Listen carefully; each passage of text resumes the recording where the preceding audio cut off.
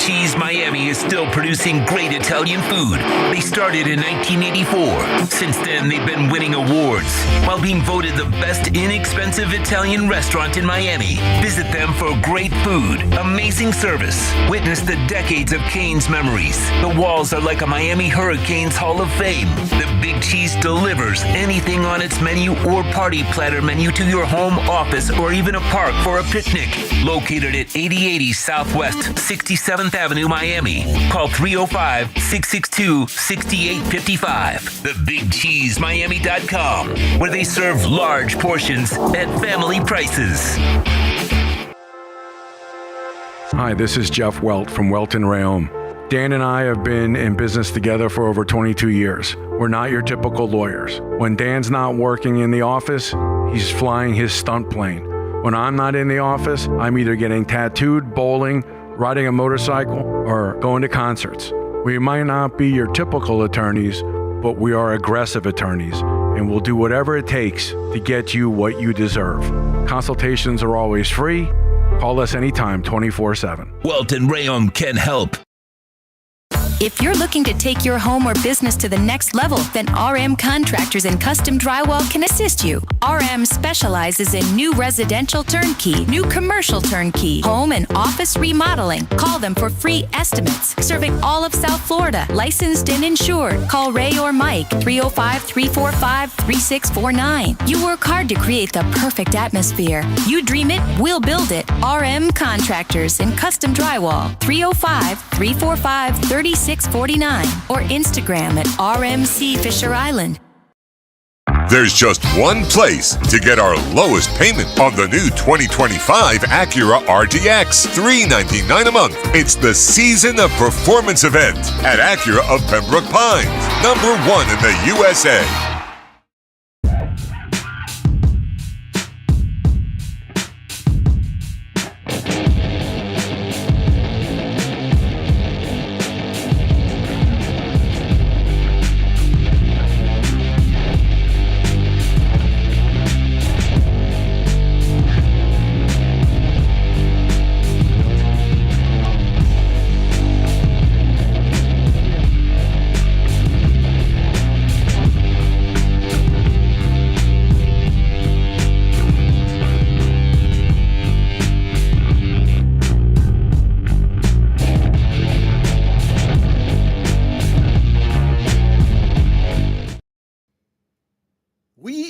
Live, it is the Squared Circle Digest. I am Sean Stanley. Frankie Frezko will be joining us here in a moment, but priorities got in the way as his Columbia team is playing, and he will be joining us as soon as they finish up their match here tonight, and then we will dive into everything that is the world of pro wrestling. I want to thank everybody that has joined us. Appreciate everybody on all of the platforms. We are on YouTube at Stanley Media House Network. We are also on the Frankie Frezko YouTube channel as well, the Facebook Stanley Media House, and on X Stanley Media _11, and also on Twitch. Wherever you're watching us, we appreciate it. We thank you for letting us come into your home. NXT just about to kick off, so we'll be doing both of those. We will be talking the show that is going on right now as it is NXT, and then we got a bunch of topics to discuss here tonight on the Squared Circle Digest, and we'll bring up the board now, let you see what we will be discussing here tonight. CM Punk had some comments. We will also get into the Jon Moxley. There were some comments that he made. CM Punk made some comments today. Not earth-shattering, but I think it kind of goes with his mentality, and I want to wait till Frankie gets on to really go over the whole thing, because I know he's the CM Punk guy.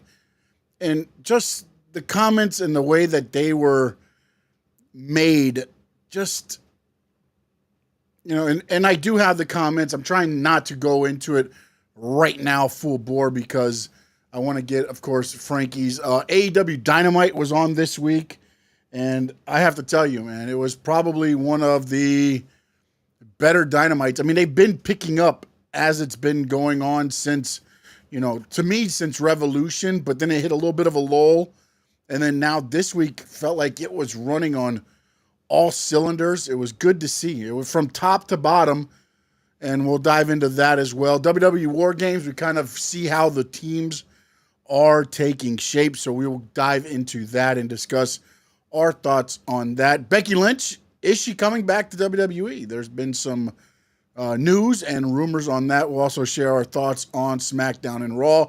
Of course, we will be spinning the wheel for a couple of topics, see what they land on. Then we have the AEW Full Gear picks, AEW Full Gear this weekend on pay-per-view. And if you didn't watch Dynamite last week, please tune into Dynamite this week. I really think you'll see it. There's a vibe going right now, man. And I don't know what it is, or, the one thing that I always said was AEW always delivers on pay-per-views. Always. Because inside the four ropes, it's fantastic. The action inside the ropes is fantastic. The problem that I had, and again, it's my personal preference, is I like more of, and I'm not saying that they didn't have storylines going, but there wasn't storylines throughout the whole episode that kept me. Again, episodic TV is about hooking in to stay. And I felt like the last few Dynamites have just picked it up, man. And again, not saying it was, terrible before. I know everybody's like, oh, the ratings mean nothing. Those numbers mean nothing. The only reason I look at them is to see what the trends are. Where do their trends stay at? Are they staying at 7? Are they dropping to 6? Are they going up and down? That, to me, is all those numbers mean. Because, to be honest with you, if Warner Brothers is happy and they're going to pay them the money, what the hell does it matter what anybody thinks anyways? And that's one of the things that is going to be interesting to see how it goes. Because, to me, the AEW Full Gear pay-per-view, it's pretty goddamn good. It is real good. And they've got a lot of stories in there that, I think top to bottom, this one has almost every bit of the pay-per-view is going to be, storyline driven. So it's going to be interesting to see where those goes. Then we're going to have the miscellaneous thoughts, which will probably dive into some of the Moxie comments. And of course, we have all of you to thank for tuning in. And let's see who's in already. No Doubt's in. Joey R is in. What's up? No Doubt in, I think. Yeah, Josh is in. I'm sorry, I'm reading this backwards. What up, Sean? He crying because he lost to my country, Ecuador. Oh, did they lose? Colombia lost to Ecuador? Oh, boy. Oh, boy.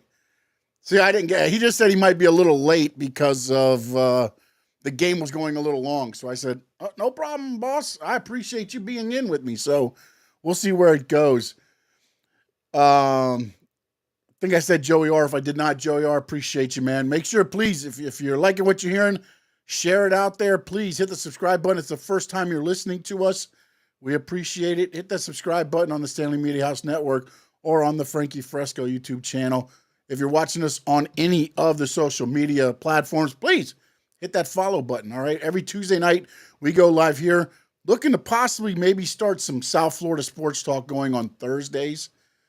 We're going to see how it goes. My traveling is done now for this season for the Dolphins. So now I can kind of get back into a groove and see if I can get my groove back. Because Sean lost his groove. No Doubt says the Blackpool Combat Club angle has been really good thus far. Let me ask you guys something, and gals, or whoever's listening right now. I got a question for you, man. Because I do like the whole thing with Orange Cassidy. I like what... wait a minute. I think we might have possibly somebody joining us. So we'll see here in a minute. I hear him. I don't see him as of yet, so I'm just waiting for him. I don't see you. All right. Hold on. I know I heard Josh is already on saying you're ducking him.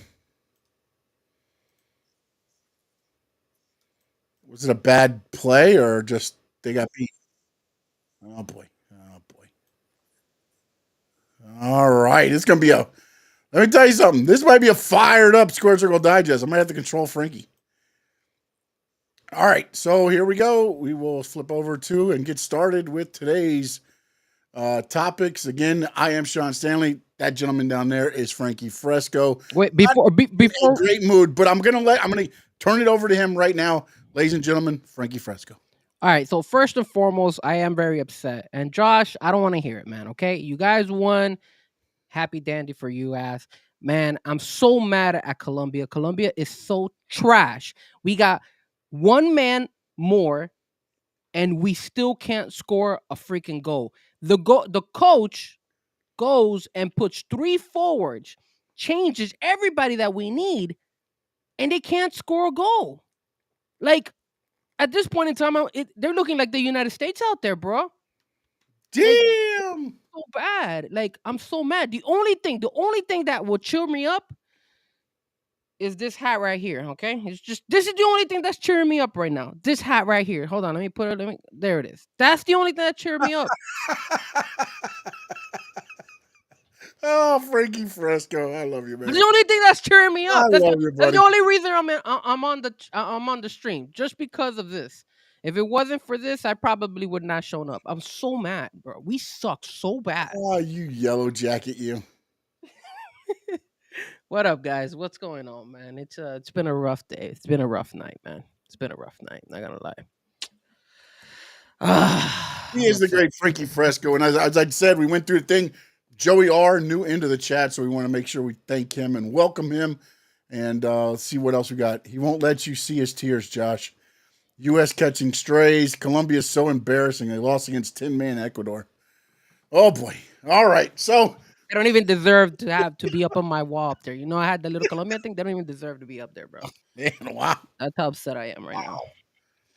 Man, Frankie Frezko, buddy. You got to love him, man. You got to love the Frankster.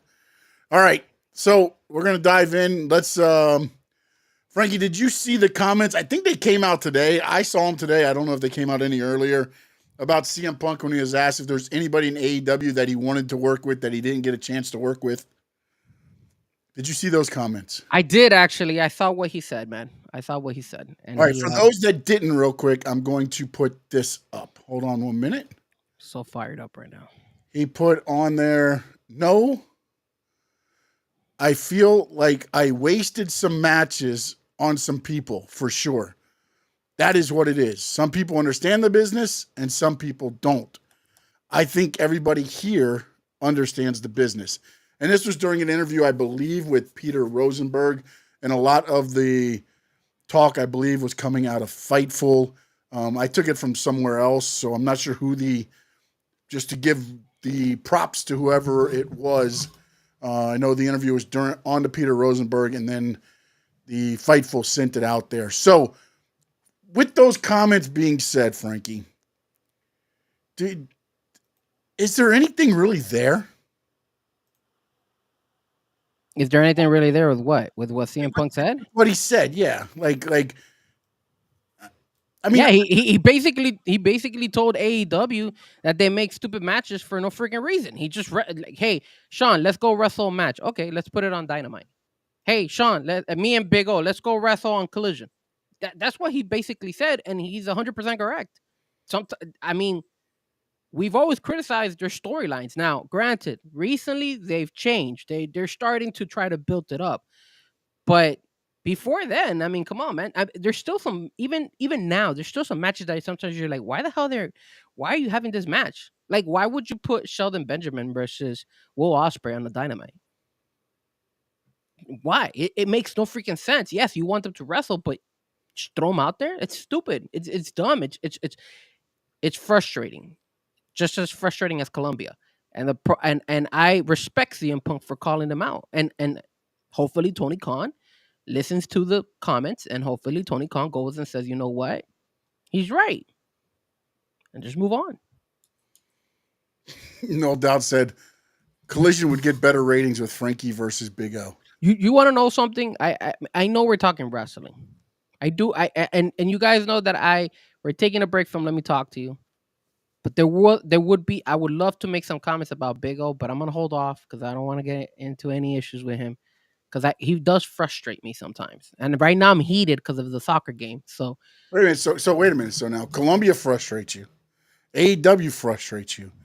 Big O frustrates you. Do you think it's you? no. Colombia frustrates me because of the game that they just had. I know I'm messing with you, man. AEW doesn't frustrate me. I already know that they're ass when it comes to like certain matches. They're just I gonna throw us think from the ring. last couple weeks though they've changed. We're going to talk about the Dynamite next, but I mean, again, this really isn't news because to me, I feel like the page has already been turned on the whole thing with CM Punk, and that's kind of why I think he kind of just threw that answer out there. I just my thing is though is like, bro, you got paid while you were there. To say now could you have made more? Could some of those things have been different and maybe made more money? Of course, yeah. But to say like, they don't know the business, I don't know where. They don't know the business, Sean. But see, that's where it's different though, because CM Punk was brought up in WWE. So he gets that side of it. They're trying to be opposite. That's part of the thing where, and again, I feel like they dropped the ball when they lost CM Punk. I'm not gonna, whatever. 100% they dropped the ball. That was, but again, I don't know all the stuff that was going on backstage. And also when you look at it, it kind of looks like CM Punk was doing that. I'm going to do whatever it takes to kind of get out of here. Right. In a way, after the second time, it was like, okay, all right, I'm just going to get out of here somehow, some way. But can you blame him? I mean, he was pushing Collision. He was doing everything right to help the show and AEW flourish. The majority of the viewers for Collision was because of him. Dynamite was hitting over 1 million with him on there. You bring him over, and then they screw him over. They practically just said, screw you. And I know that CM Punk could be a diva, but at the same time, he comes from the WWE world. He knows the business. He knows if I'm Tony Khan and I see CM Punk is coming and I was able to get him and I'm riding this high. And then all of a sudden you have these issues going on and blase and then guys like Jack Perry and all that stuff. Like, come on, man. Be a grown ass up. Be a grown man. Run your business correctly, bro. Know how to approach these wrestlers. And if you feel that you can't approach them, then you shouldn't be running a business. You shouldn't be running a wrestling federation. That's the way I look at it. He could go kick rocks for all I care. Because that's what I feel. I do not disagree one bit with CM Punk, and I'm glad he's throwing him under the bus. And I would keep doing it. If we had CM Punk, I would tell him, hey man, if you were running AEW, what would you change?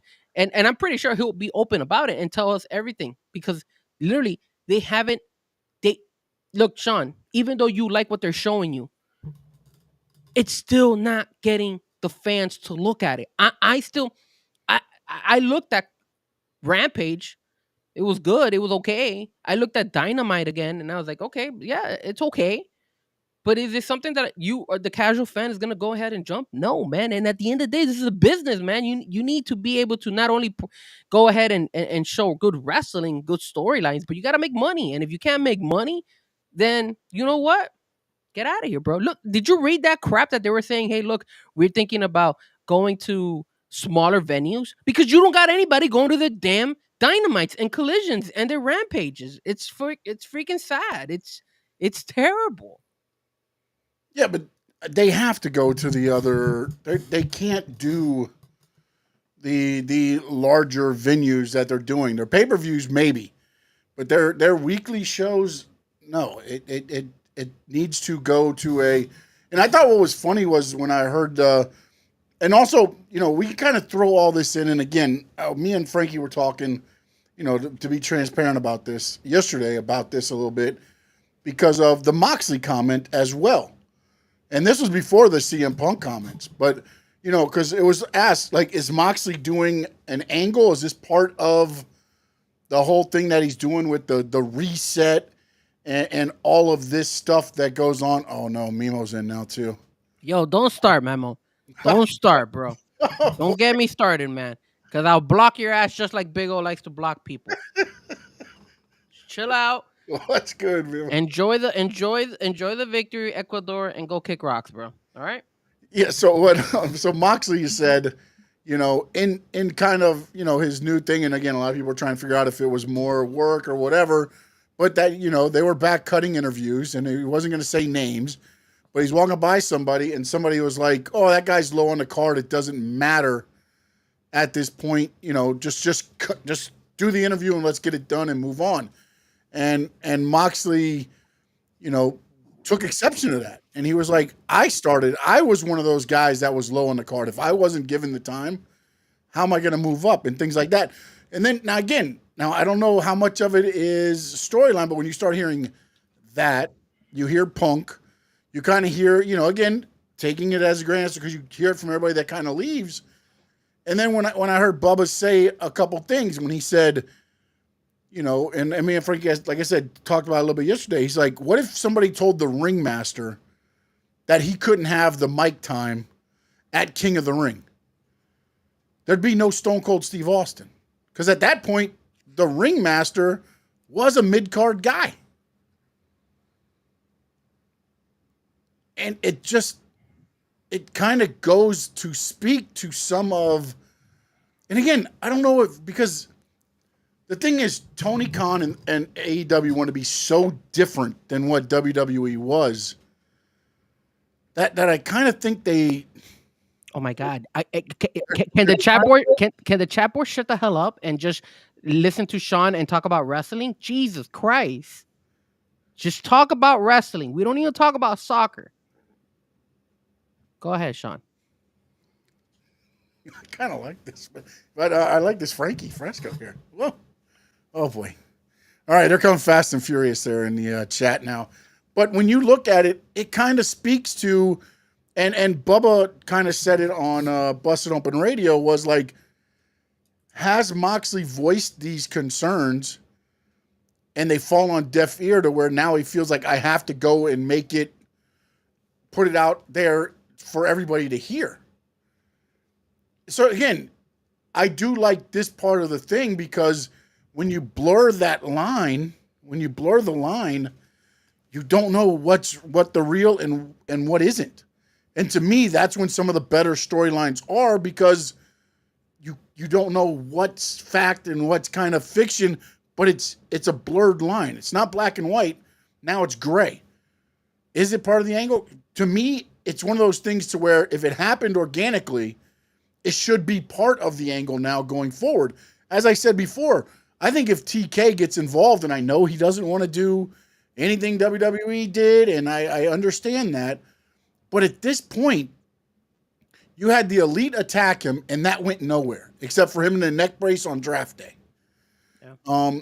And at some point, though, I almost feel like if he wants to make that buzz, he's going to have to become an on-air character. And I don't know, if that's going to be a good thing or a bad thing, but I feel like at some point he has to stick up for his company, AEW. I don't think it will help him, man. I think the best decision he could do is just hire somebody that knows wrestling and you just stay out of it. You just sit back don't do what Steven Ross should have done. Just sit back, give the responsibility to the GM, whoever it is, and just run with it and just leave it alone. He's not going to be a character. Let's just keep it real. Even though you and me agree that maybe it would help ratings, he's not going to do it. He doesn't know how to run the company. He just makes idiotic decisions left and right. He thinks he knows more. He's compassionate like Mike McDaniel. He sucks like Colombia right now. It's just bad. It's just bad. I don't like it. I don't like it. I think the best thing that he should do is just hire somebody who knows the wrestling world and just give him the power. Look what TKO did. They went ahead. They gave it to Triple H. Triple H, you run it. That's it. TKO is not back there going ahead and telling Triple H, hey, this is what you got to do. No, they put somebody in charge that knows the business, and he's doing a good job with it. That's it. Just leave it like that. TKO's Tony Khan is the same way. TK needs to go ahead and just hire somebody who knows what the hell they're doing, and that's it. He's not a person who could run a business because he's too much of a fanboy. He loves wrestling, so just hire somebody. You want to still be involved during the little pregame, like the little shows right before they go online, right before they go live. Just come out and say, "Hey guys, I'm AEW," and this and that, which he always does at the live events outside of camera and all that stuff. And then after the show's over, do it again for the fans, and then there you go. Thank you so much, Tony Khan, for giving us wrestling. But that's it. Just leave it alone. He doesn't know. He doesn't know how to run the company, bro. He sucks, and it's visible. And I just feel bad because I hope AEW can last. I mean, it's gonna last, man. I mean, it's not. Money runs out, bro. Money runs out. But again, Warner Brothers is only worried about their time frame. Now, again, as you start adding the other shows that they're talking about adding and how those do, that's going to be interesting to see how that plays out. But again, they gave them $175 million a year, man. I mean, they're not going nowhere for a while, bro. They're not going nowhere. And I don't think even if there was, I don't think that they're going anywhere because Tony Khan won't allow it. You know, No Doubt said, I don't think he needs to be on air. He needs EPs to do that job. But they're all so far from repping the brand that it wouldn't make sense. He needs an Adam Pearce or Nick Aldis. But again, that's where I think, again, when you look at the stuff that was going on, okay, think about who they've had in the back, okay? And again, I get it, whether you're old school or however you want to look at it. They had Arn Anderson back there. They've had Dean Malenko, or they still have Dean Malenko, I believe. Jerry Lynn's been back there. Chris Jericho on the side. You have Moxley. You have all those other, those brains. Kenny Omega is still another one that's been around. He's been around for a while now. You have a lot of guys that you can run. They had William Regal, who I thought would have been better off bringing him in as the GM instead of bringing him in as the head of the Blackpool Combat Club. That could have been your guy that you put in charge to run it. That's, to me, was where I felt they could have made a difference a little bit. Because now you have that authority figure. I mean, Christopher Daniels is Christopher Daniels. I just don't think he's looked at as that authority figure where William Regal has been a GM on NXT, a GM here, a GM there. If you flip him into that role, it's no different. First and foremost, Christopher Daniels sucks as a GM. Let's just put it out there. Second of all, if you're going to put any GM or EPs or whatnot, put somebody who's not wrestling. Put somebody that's just going to focus on that position as being the GM. That's it. You don't need somebody who's also wrestling to be a GM. Christopher Daniels, I'm pretty sure, wrestles in Ring of Honor every once in a blue moon. But let me ask you this. What about Paul White? Why don't you make him an authority figure? Well, somebody. It's him anyway. I mean, you know what I'm saying? Like, is he still in AEW? I thought he left already. Oh, he's still there. Mark Henry's gone. I think Paul White's the only one still there. Put somebody that knows the business, who's wrestled before, and is not wrestling now. Mm-hmm. Do you see Adam Pearce? Do you see Nick Aldis wrestling out there? No, because there's a conflict of interest. So you don't do that. And then when you pick Christopher Daniels, you kind of pick and choose him to put him in like single little spots for like 10 seconds instead of actually putting him in different parts of storylines. Like, you're the GM. They're not. It's like WWE finds a way to incorporate Adam Pearce and Nick Aldis to kind of each little storyline one by one. When it comes to Christopher Daniels, all he's doing is breaking up fights. All he's doing is he'll come out every once in a blue moon, yell it out there, be like, okay, I got it. Don't worry. We're going to go ahead and set up this fight. No, man. He doesn't look like a GM. He looks like somebody he looks lost out there, man. He looks lost, and he's not even wearing a suit. He's just wearing a long sleeve shirt and some pants. How could I take that guy serious as a GM and he's not even wearing a suit? He's just chilling. Like, dumb mistakes, bro. Dumb. And yeah, I agree. Put Paul right. If he could, and he knows wrestling. He comes from and you don't give me that crap about Tony Khan that I don't want to be like WWE or any of that crap, because everything that you've done, it's now WWE. You've been hiring all these wrestlers from WWE, you said initially that you didn't want to make any extra shows, and now you have 3 shows throughout the week. You wanted to only give the fans like 4 or 5 pay-per-views. You're giving us like 10 already now. You're doing everything that WWE does. So the roster is huge. They're not even using, I don't even think a third of the roster is being used right now. So, again, it's pointless. And going back to what CM Punk says, I'm happy that he pointed it out. And no doubt, like, just go ahead and if you ask him that question, what I like about CM Punk is you're gonna get the honest truth. He's an open book. He's gonna tell you what he thinks, whether it's right or wrong. And right now, he knows that whatever you ask him about AEW, he's gonna be right because AEW hasn't gotten their shit together, and I don't think they ever will. As long as Tony Khan is the guy running the show, they're not gonna get that bit. They're not gonna succeed, man. And it sucks because I really like AEW. Too many agendas that's behind the scenes that doesn't come out enough to where you can really get the full happening of what is going on. I mean, there's always things that happen behind the scenes that you're never going to really get the gist on, but I just feel like there's more than like 3 or 4 different agendas going on backstage in AEW. Yeah. That's how it feels. I mean, the fact that and you said something important too. You said Dean Malenko was back there, William Regal was out there, obviously Art Anderson was out there. All those guys have been back there backstage, but not a single one of them has taken the charge to being the leader. Now, is that because you have to remember though, a lot of those guys, they're not doing, they're waiting to be asked. If you're not going to ask them, they're not going to go for it. There you go. So where I was going with this is number one, maybe Tony Khan doesn't want any of them to be leaders. That's why he hasn't gone ahead and asked any of them to take that role and that responsibility. Or number two, these guys are just like the wrestlers, which I can't blame them. They're old, they're retired, they did their business. But if you're getting paid just to go ahead and give your opinion here and there, hey, money to me, bro. Let me go ahead and cash checks and then just sit back and enjoy it. You're asking the bare minimum from me? Hell yeah. I'll quit any job and do that. Hire me, Tony Khan. I'll sit back there. You want me to give you some ideas here once in a blue moon and you pay me good money? Why not?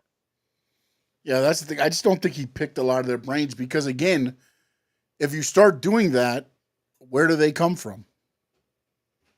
Again, Arn Anderson also came from NWA, but they're seen as WWE guys. You know what I'm saying? And then now you're looking at it and going, okay, which way are we going? And that's one of the things where I think, man, like, I don't understand. And you know what? Let's dive into the thoughts of AEW Dynamite because we can dive into some of this as well. Frankie, were you able to catch all? Because I know you have a lot going on. Were you able to watch Dynamite, or were you watching clips, or how were you able to take in Dynamite? No, I watched all of Dynamite. I saw all of Rampage. I only saw the highlights, the highlight moments of Collision. Okay, so for you. Well, I'll go with that. I thought the flow of, and we discussed this a little bit.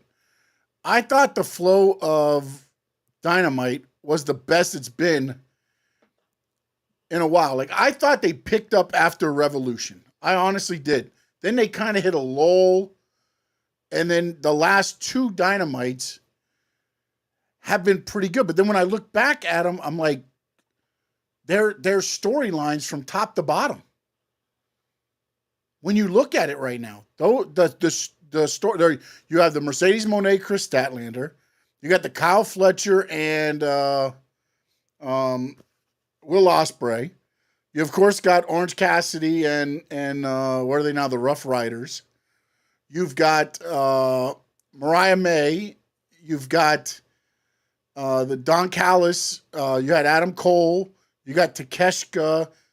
It flowed well to where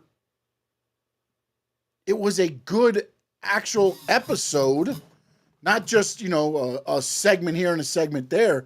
The episode flowed well for this Dynamite. And again, it did go up. It went up a little bit. But can they keep this? It's consistency to me.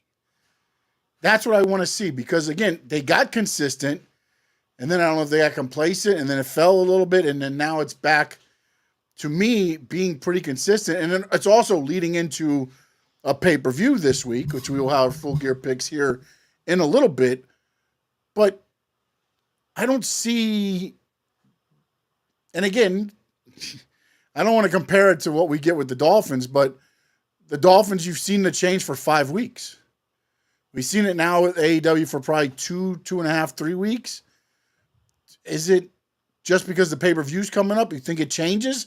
The Hurt Business and Swerve, like it just feels like there's a lot more going on than just, it used to be like the top stories were spotlighted and then everything else just kind of fell into place. Now it feels like the whole show is spotlighted. Okay. My way of thinking about this, I agree with you, but they're still doing something wrong. And I'll tell you what it is. First, I agree with you. There is storylines. You got the Chris Statlander, Mercedes Moné. You got the Moxley and Orange Cassidy and the rest of those guys. You got the Hurt Business. You got the Takeshka, Will Ospreay, that situation going on as well. And then you have the MJF, Roddy, and Roderick Strong and Adam Cole. So you got different storylines going on. Here is the problem. Here is the freaking problem. Okay. First, let's go. Moxley and Orange Cassidy, the main guys. Moxley, okay, he's a main guy, right? But then you're trying to push Orange Cassidy, the guy to lead your company. Not good. All right, here, next one. Will Ospreay, great guy, amazing guy, right? Amazing to lead a story. His storyline is with his buddy. I forgot his name now. Kyle Fletcher. Kyle Fletcher. Who the hell's Kyle Fletcher? Let's just keep it real. I'm sorry. I'm no disrespect to Kyle Fletcher. Who the hell is he?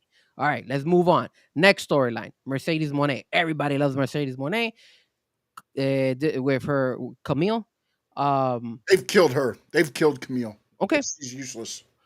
But now you got Chris Statlander. Yeah. Why Chris Statlander? That's not your main top girl. That's not your main top girl. Again, you're doing a good job with the storylines, but you're putting wrong wrestlers on those main storylines. That's the bad thing about it. You notice you got a high-end wrestler, Moxley, with a semi-high wrestler, Orange Cassidy. And then when I mean semi-high, I mean like fan base. Like he doesn't have the fans behind him as much. People like him, but he's not a wow guy. Will Ospreay, wow guy. Kyle Fletcher, not a wow guy. Mercedes Moné, wow guy, supposedly. Obviously, she's gone down. Camille, you stuck her in there. Okay, perfect. Chris Statlander, not a wow person. She just went through a battle with Willow Nightingale and she sucked.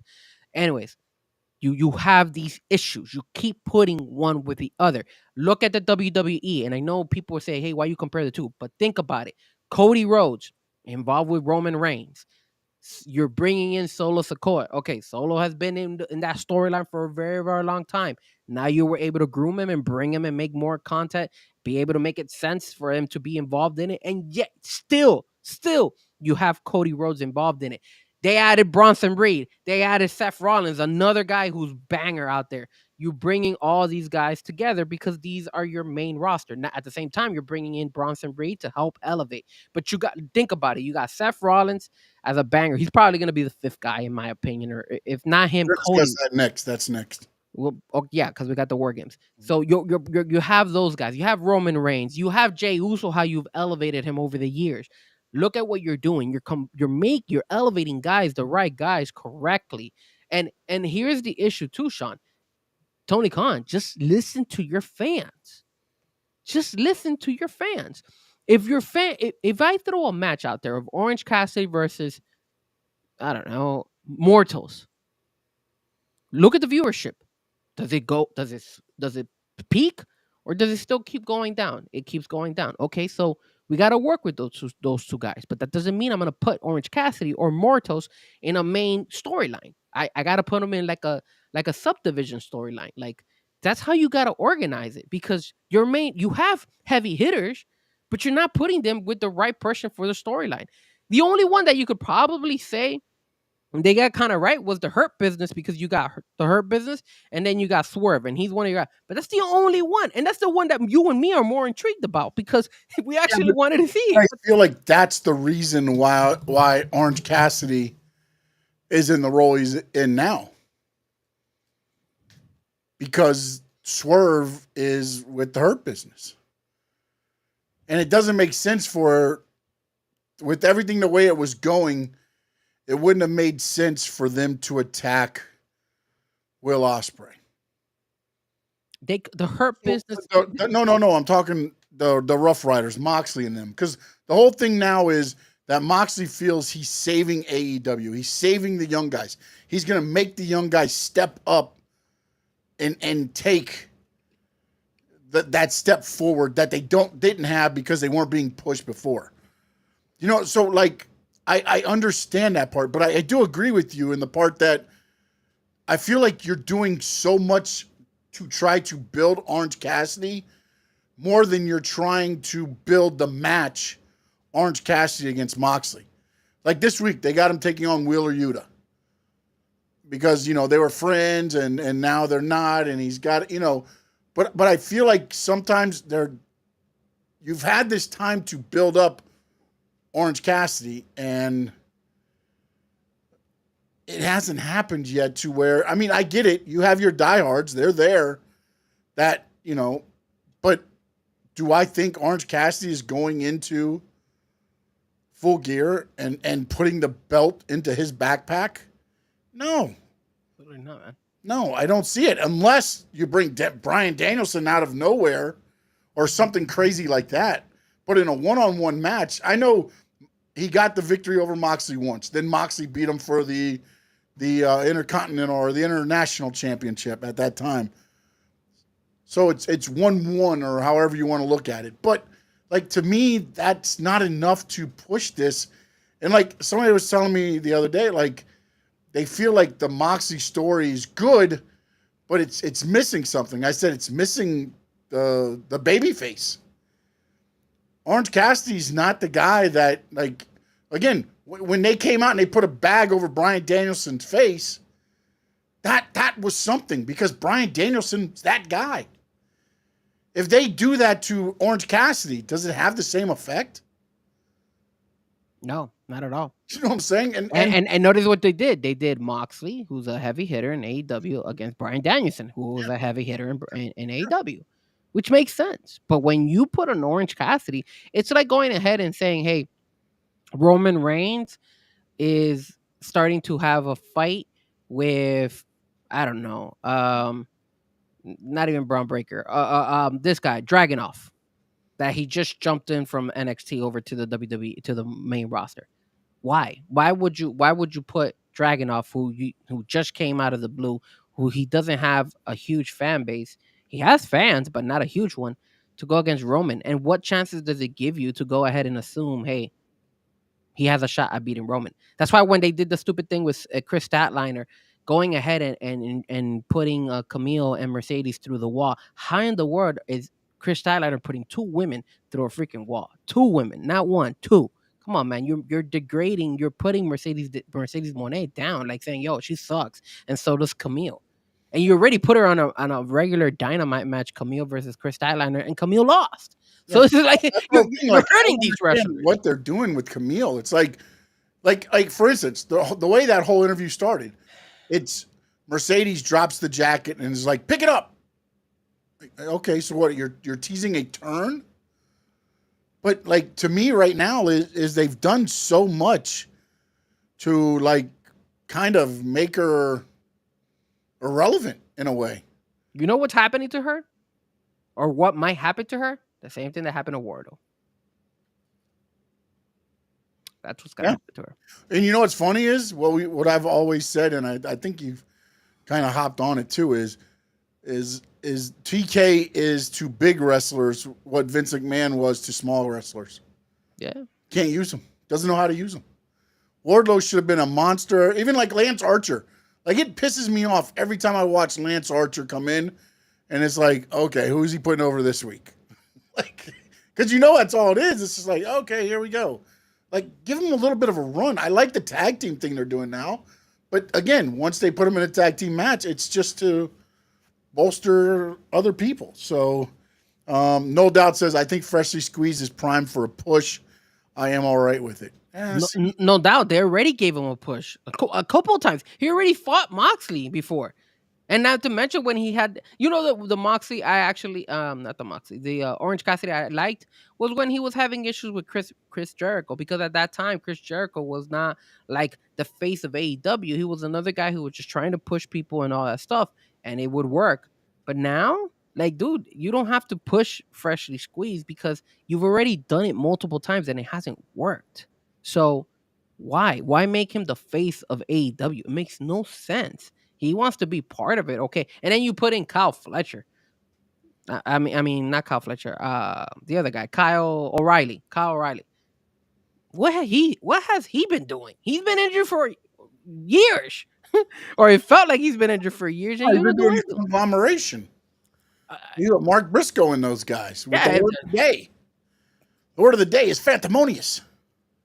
So sad, man. It's all over the place, man. And No Doubt, like, to be honest with you, if they did that and made it like a gauntlet match for Cassidy to go through, I could buy it a little bit more. But then also, though, then you look at it as, do you see Orange Cassidy getting through Yuta, Pac, Castagnoli, and then Moxley?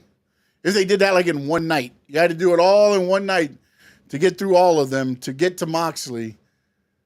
Like, I just, again, now you're making him Superman, right? In a way, it feels like he's Cena, he's Super Cena, where he's going to go through all these guys and get the belt and win it. And maybe that's what they need to do with him. I don't know. But to me, I just feel like you had them in the career of Bryan Danielson.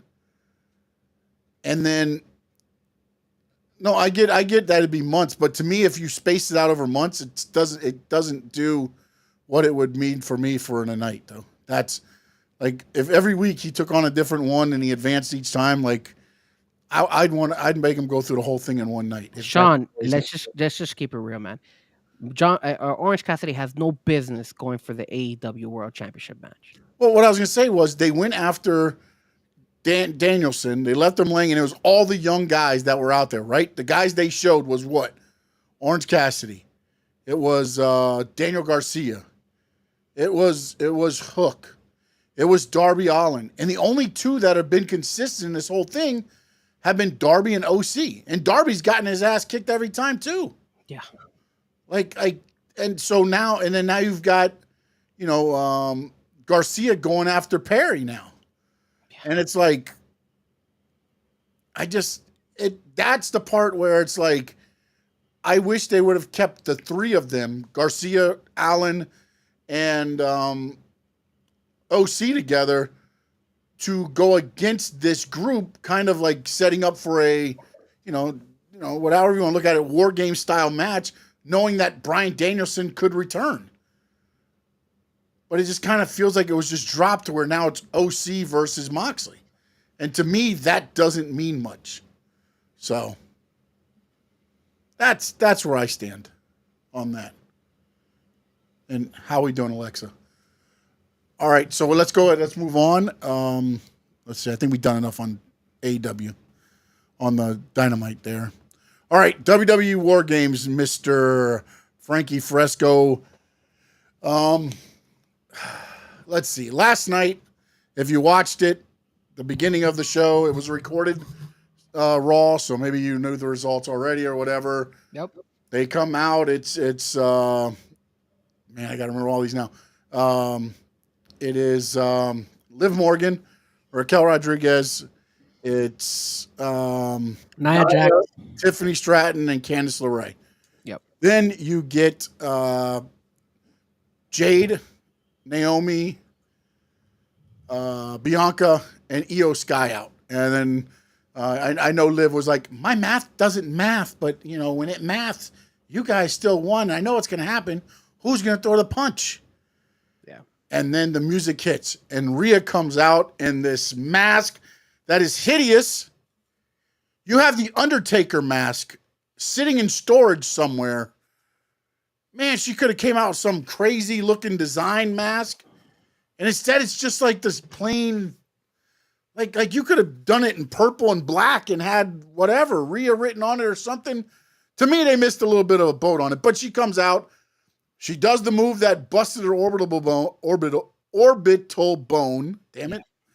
And then it's a fight, and she says War Games, and then they go at it. Do you like that whole situation with the ladies' War Games, women's War Games? I mean, I don't know how Nia Jax, Tiffany Stratton, Liv Morgan, and Raquel Rodriguez all became friends all of a sudden after they were going at it in whatchamacallit, leading up to Crown Jewel. So I don't understand that. I could understand Bianca Belair and Jade, and I could Candice LeRae. I don't know where she came from, and then been trying to get on with Nia on SmackDown. She's been trying to shortcut Tiffany. oh my God, you too, Alexa. Wow. Yeah, no. Another person talking about Ecuador. Another person talking about Ecuador.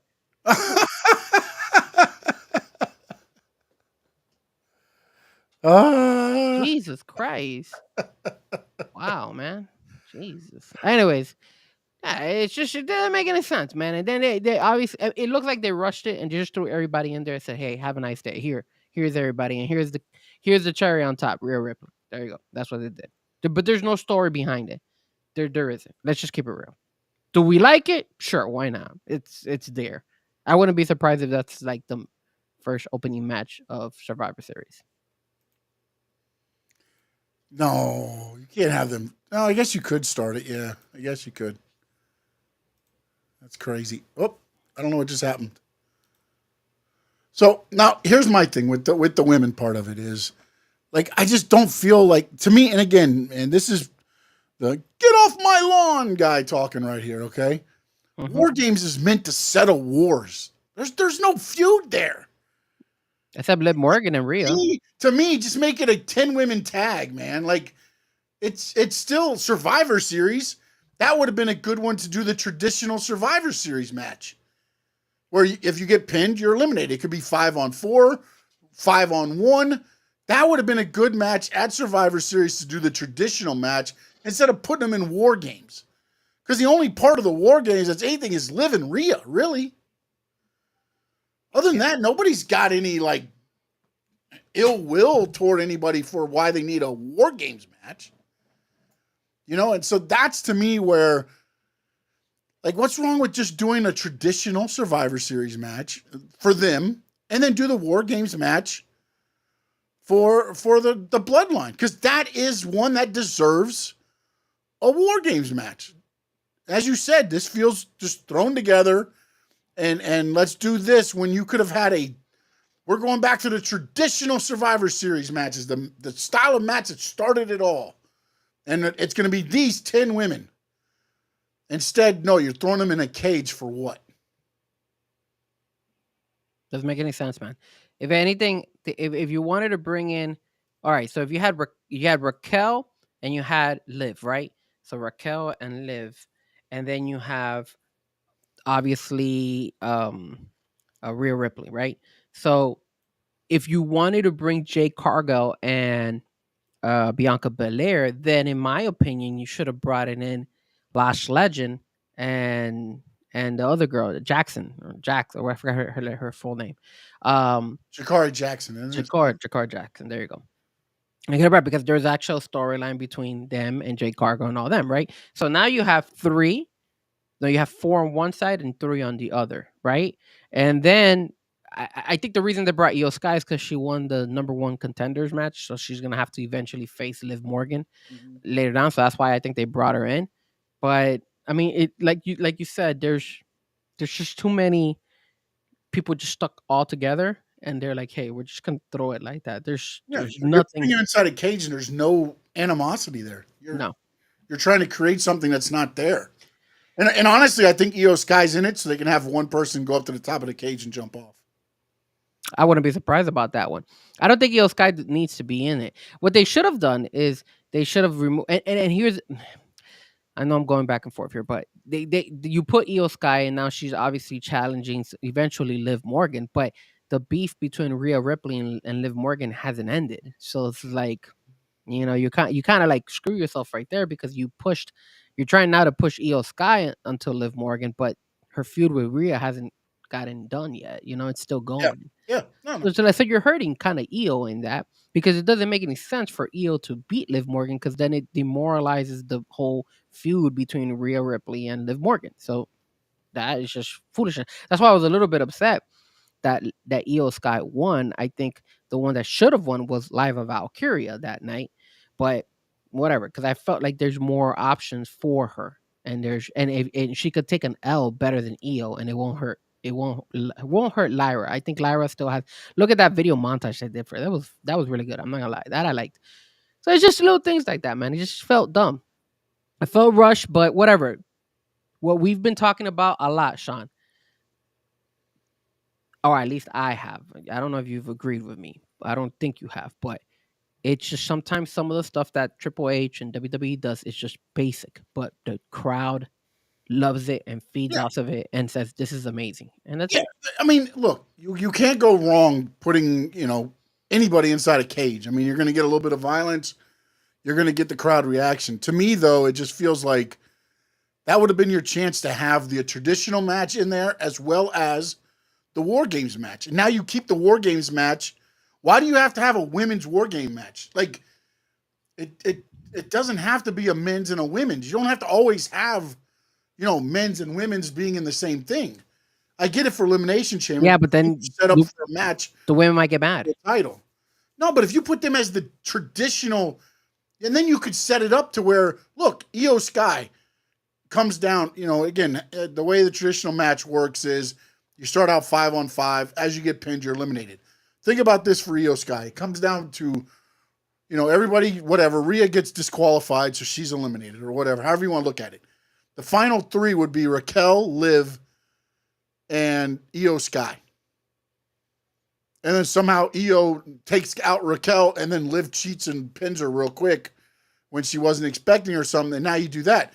In a WarGames match, you have to have a decisive winner.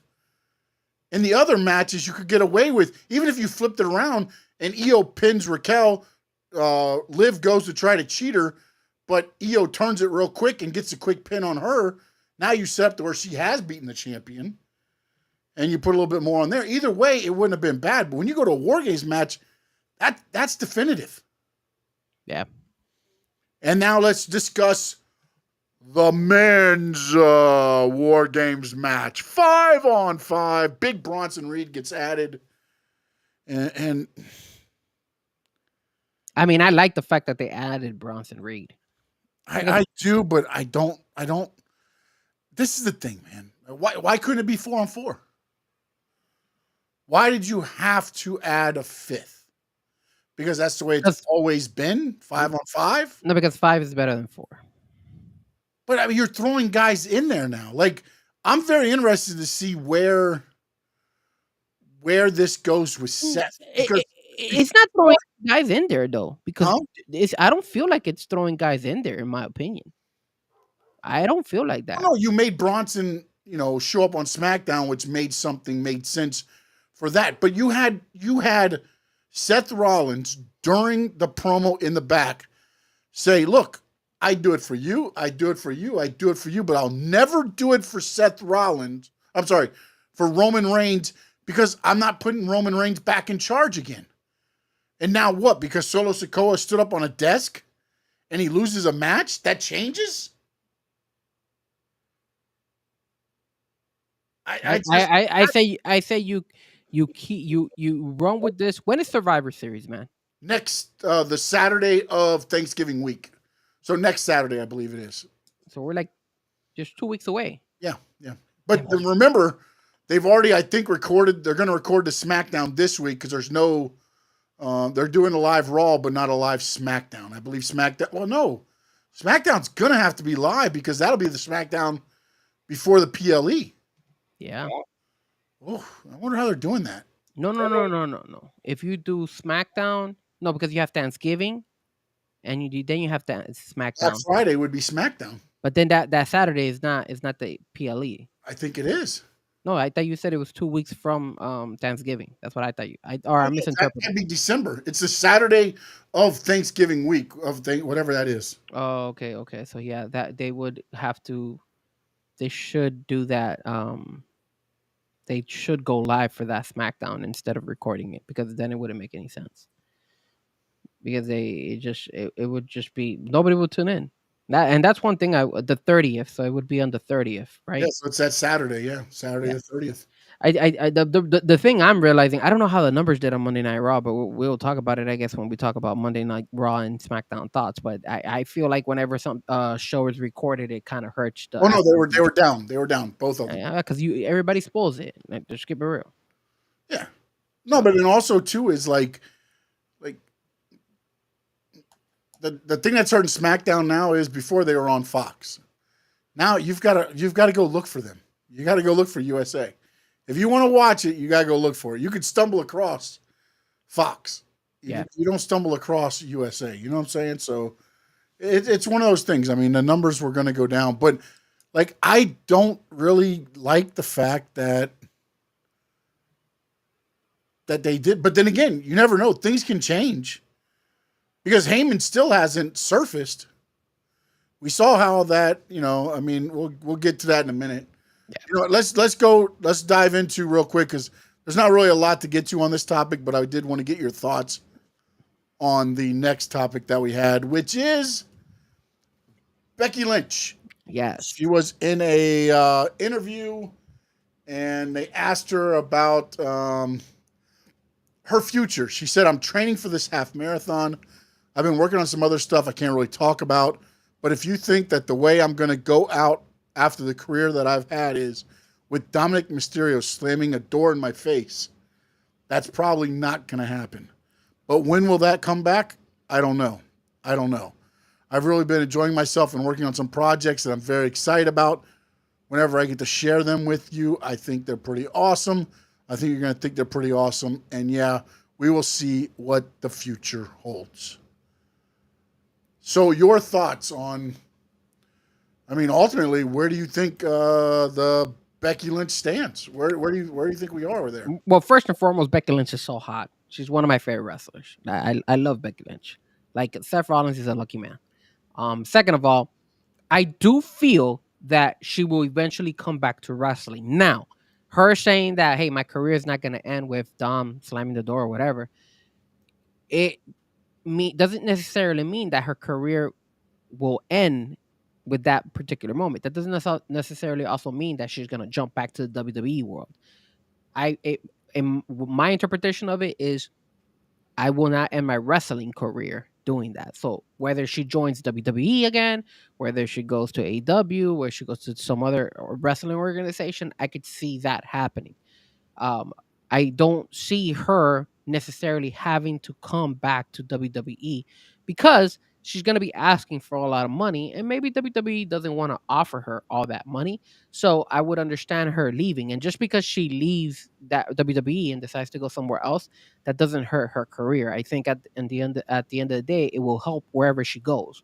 Wherever she goes, people are going to be fans of Becky Lynch. I will always be a Becky Lynch fan. And I will always follow her no matter where she goes. But I do feel that she will be back to wrestling. But I wouldn't be shocked the longer this prolongs that she's not in WWE, the longer it lasts, 2-3 years or something like that. I wouldn't be surprised if she doesn't make it back to WWE and she decides to go somewhere else. Well, here's the thing I got. I think if she's going to, and what's up, Sam? Appreciate you jumping in, man. The question I would have is this. If she's saying if she doesn't come back full time, is she going to demand as much money? She should. I'm not saying she shouldn't, but will it be able to be on a thing? Because here's my question for you, Frankie, and I'm going to ask point blank. You're Becky Lynch. My Becky. You're Becky. Yes, sir.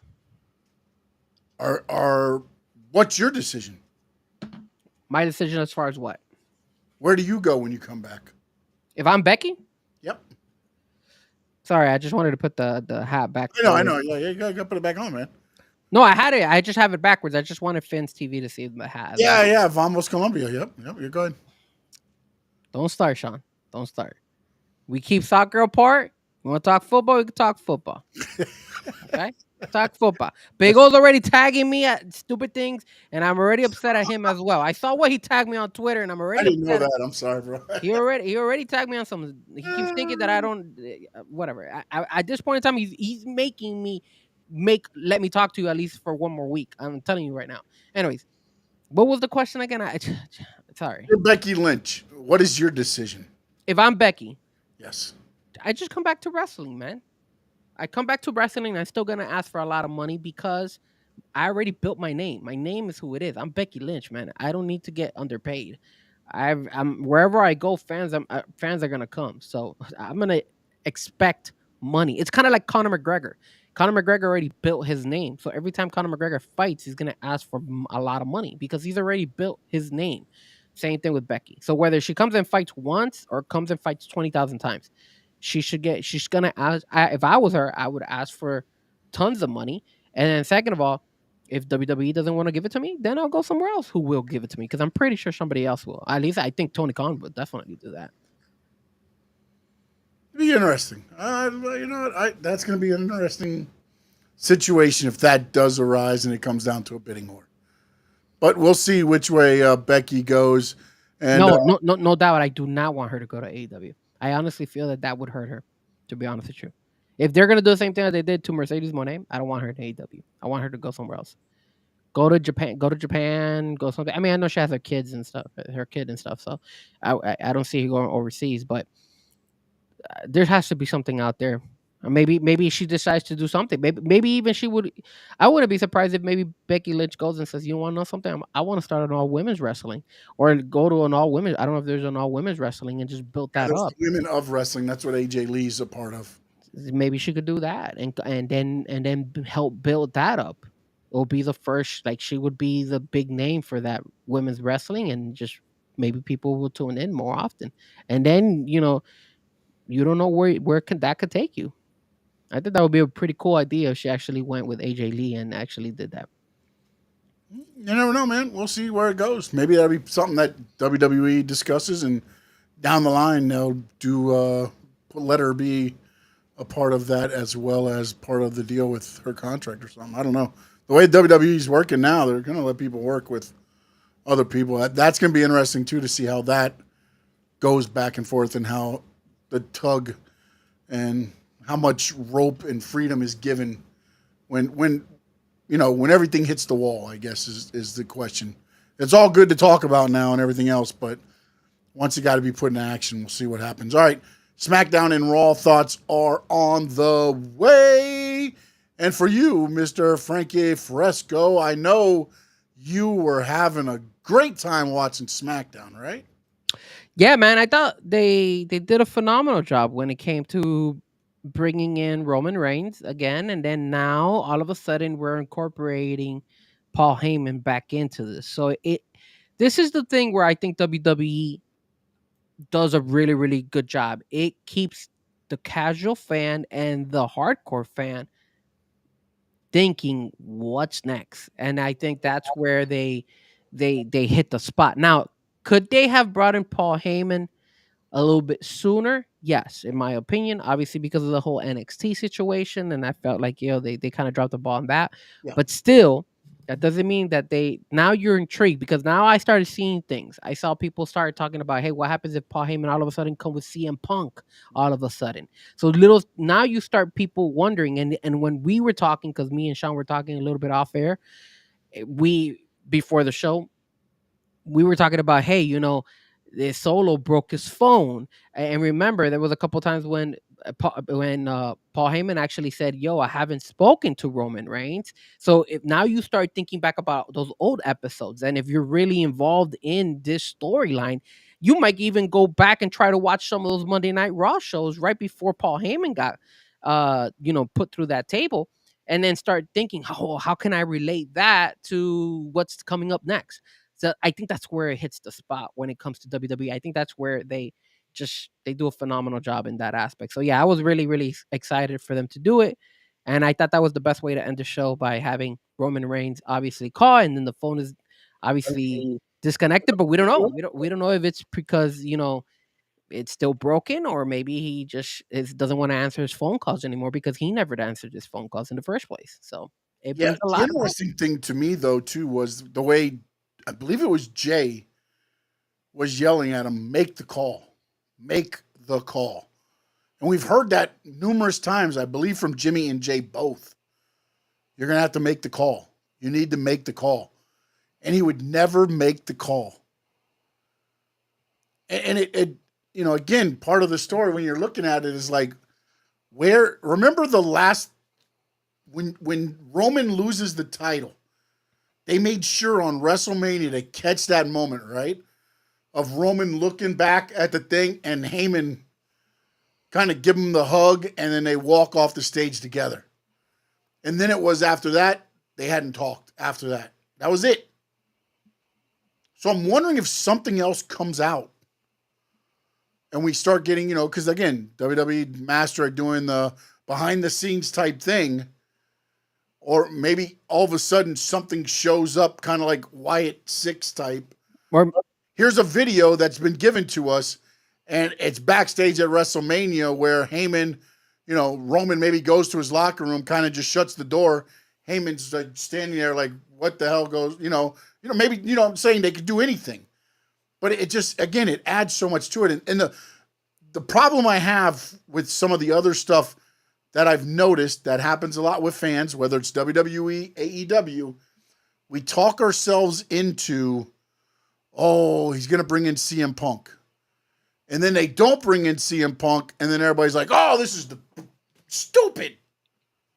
This only, why wouldn't you do what I said to do?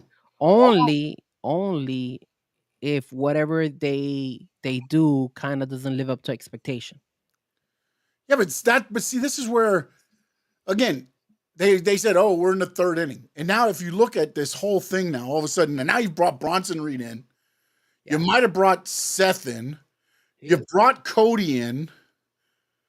KO snapped because of Cody really going with Roman. Remember, that started the whole KO snap situation too.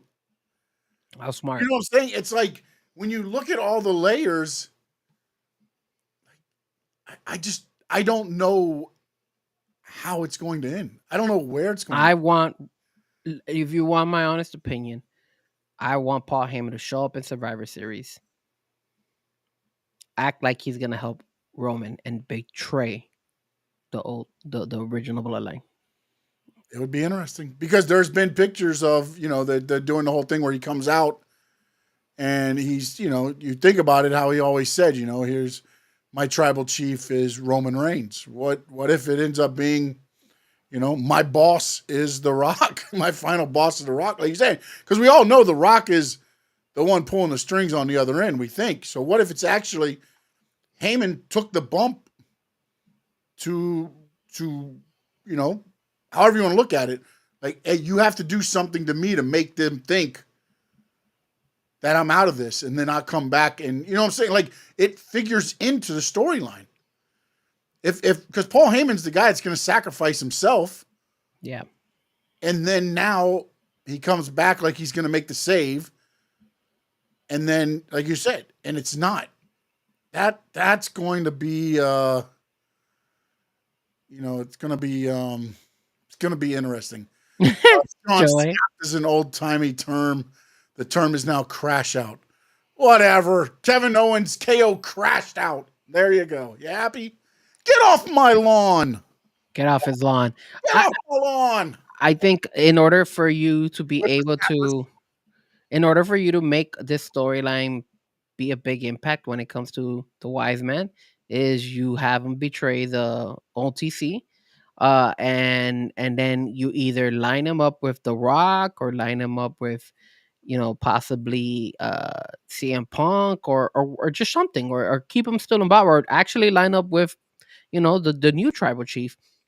The issue is that's too much for WWE. I feel that he's just gonna come and maybe Roman is at a point where he's gonna get beat, and then here comes Paul Heyman, and then Heyman kind of rescues him, gives him like that extra energy boost, like Popeye the Sailor Man. You give him that spinach, and then all of a sudden Roman Reigns wins, and the original Bloodline wins. Because if you looked at it, dude, the guy went ahead and did Superman punches to everybody on SmackDown except Solo. They're finally getting it. They're finally getting it, in my opinion. That at least they're making it seem, hey, Solo at least is always getting the upper hand over Roman.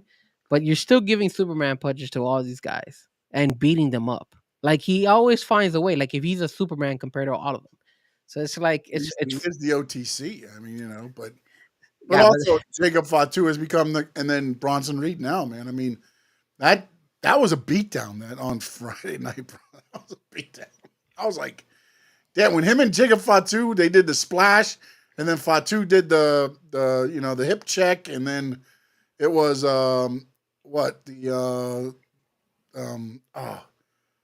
they did the back onto his stomach. I forgot what the hell it's called when they kick out. Damn it. And then the tsunami, and like, Jesus Christ, bro. Like you put them into the ground pretty much. But I mean, I know you say it's too much for them, but I feel like at this point, you're gonna have to do something. Because this is Survivor Series, so your next big one is Royal Rumble, and you're back at WrestleMania. yeah. Like at some point, something's got to turn again to get the ball rolling. Now, again, the problem they're going to have with this one is I know The Rock's movie just came out.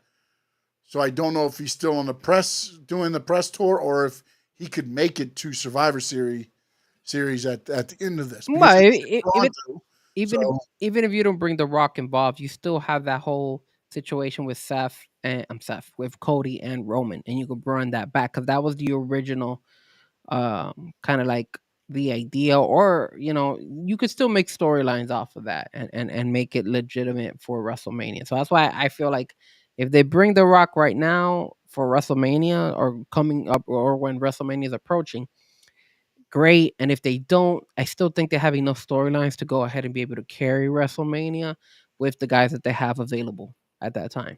Yeah, I believe they do, but the question then goes to, what will The Rock be in 2 years? He'll be The Rock, and everybody's gonna love him, and everybody's gonna say, "Oh wow," because that's what he is. Holy shit! I don't know who the hell that. What's the girl on the Catch Quarter Crew?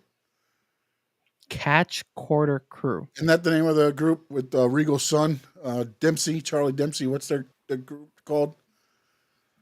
Oh, that's I don't remember the name of that group. The Italian, no. That's Tony D'Angelo. Yeah. Um, Charlie Dempsey, the Cup. They have the Cup. Yeah, I know who you're talking about. Oh, the Catch Quarter Crew, but I don't know if that's correct. I don't know if that's their name.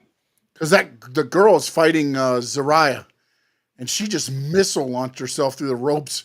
And if Zariah wasn't there, she might have made it all the way back to the locker room. She was like hauling. Wow, really? Yeah. She was like flying, man. Let's see here. Snapped is old timey. What? That is news to me. I must be getting old. No doubt we are, buddy. We are so old. I remember when the Seminoles were good. That was funny. And the Seminoles were good. My wife told me I am old because That's the ankle. I don't know if she's messing with me or not. That's Ren Sinclair, right? Ren Sinclair, yes, yeah, I believe that's her. I want to say Aaron Sinclair or something, but Ren Sinclair. Okay, yeah, that's her. So you're old if you wear socks that cut off below the ankle? I thought those are the ones you're supposed to wear. No, my wife told me I am old because I wear socks that cut off below the ankle, and I don't know if she's messing with me or not. See, the problem is, no doubt, I am old and I wear those socks. So I don't know if I'm helping you or not.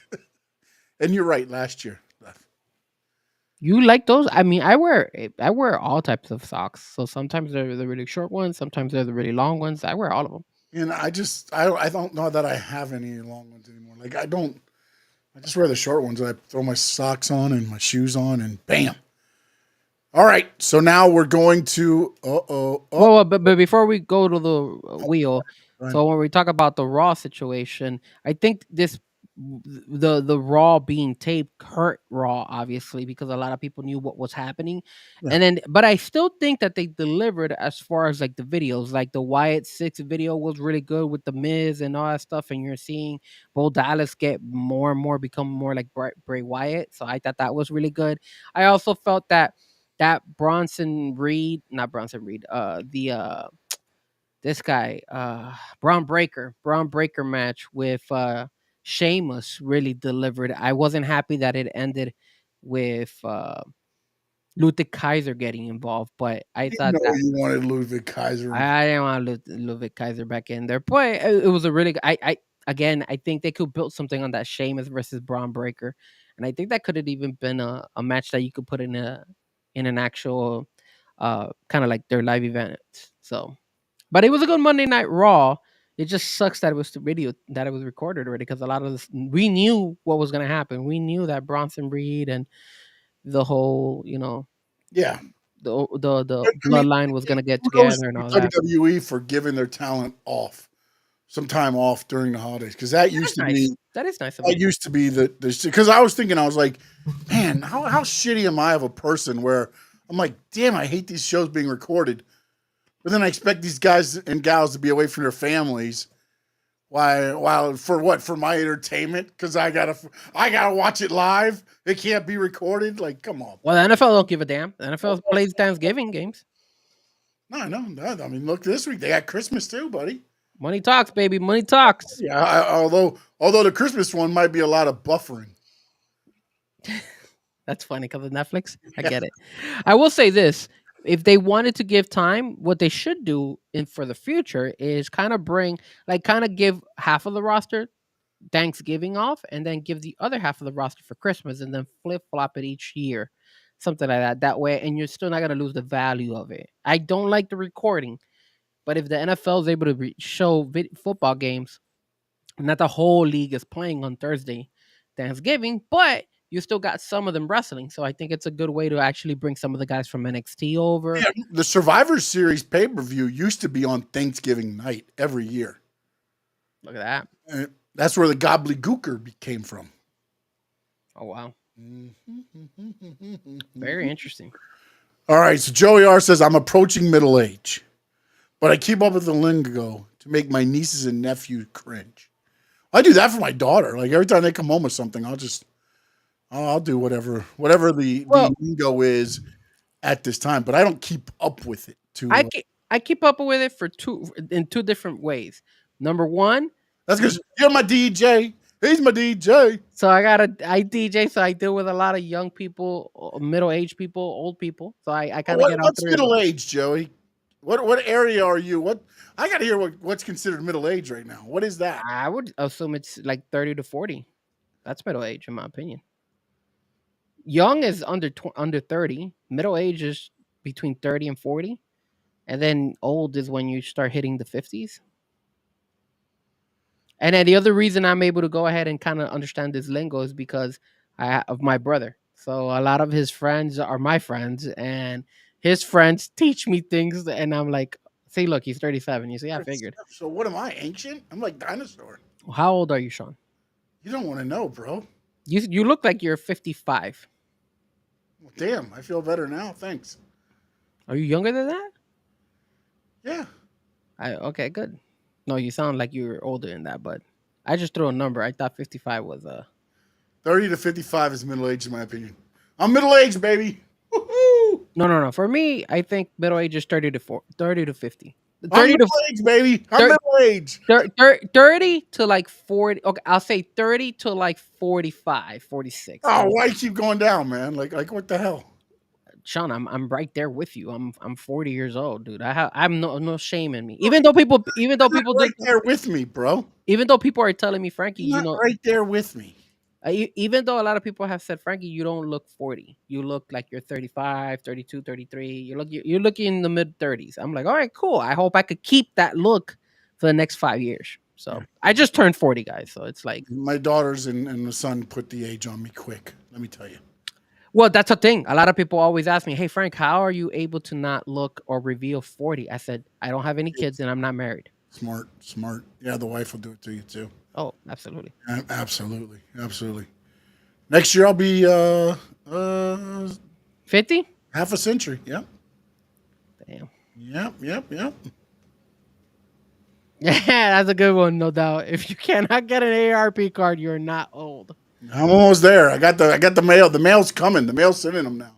I know I'm getting old, guys, because maybe 4 weeks ago, I did a DJ gig, and I was lifting the speakers up, and my back pulled, and that's how I said, "Crap, I'm getting old."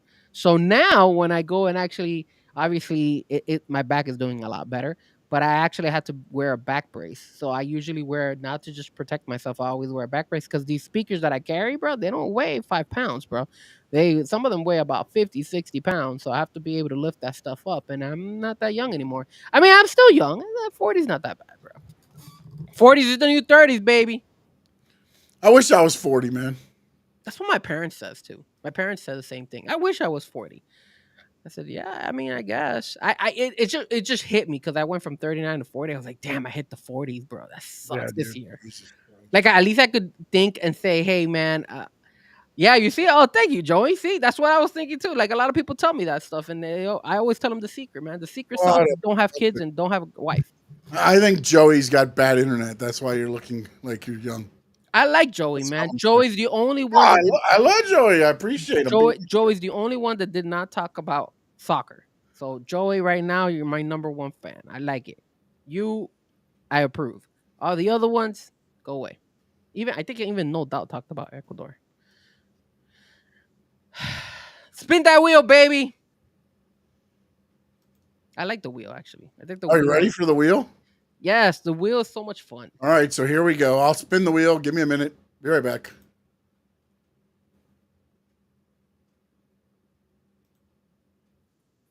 Hold on a minute. I'm trying to get the wheel to spin. There we go.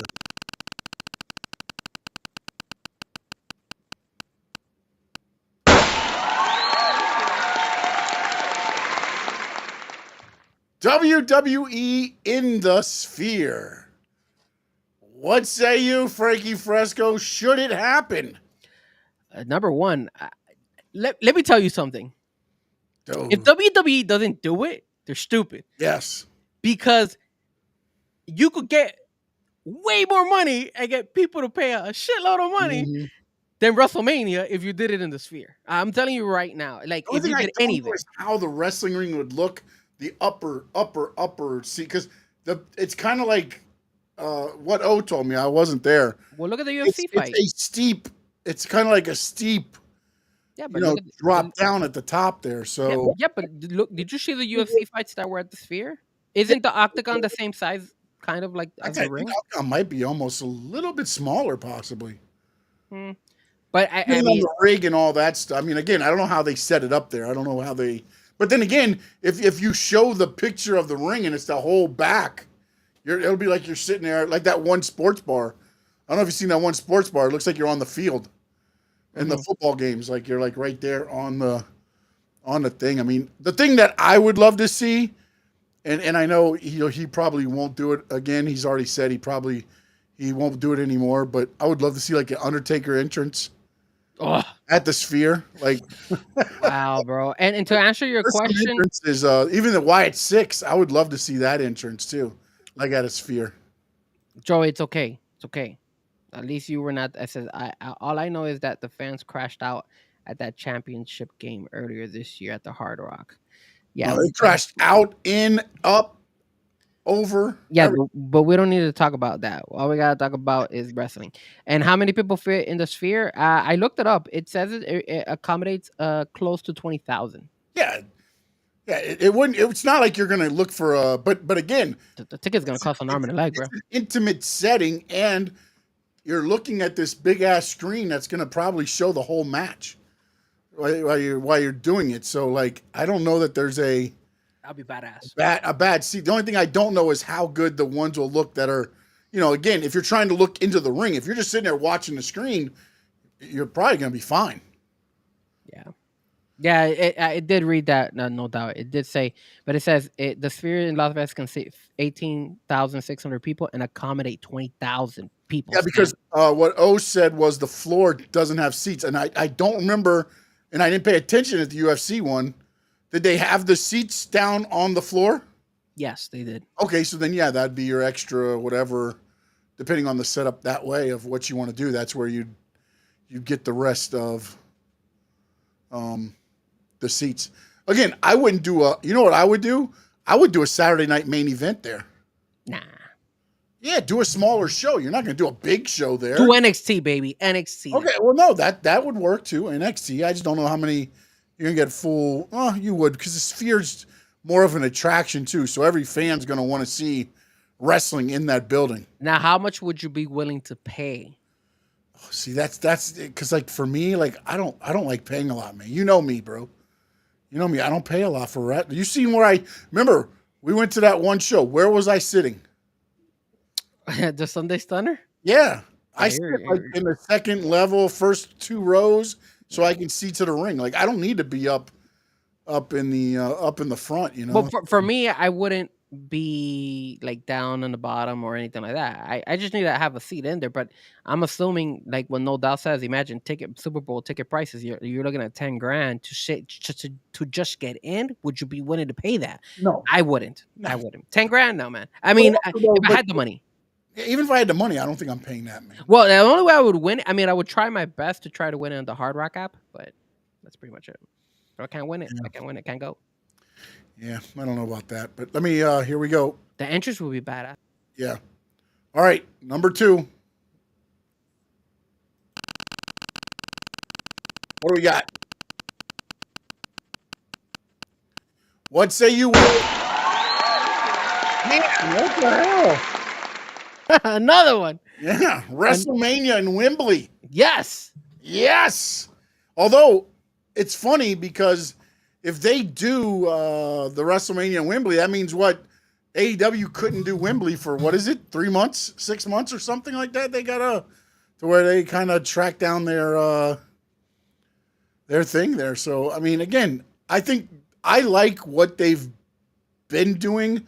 The big 4 kind of in the U.S. at stadiums, the other ones abroad.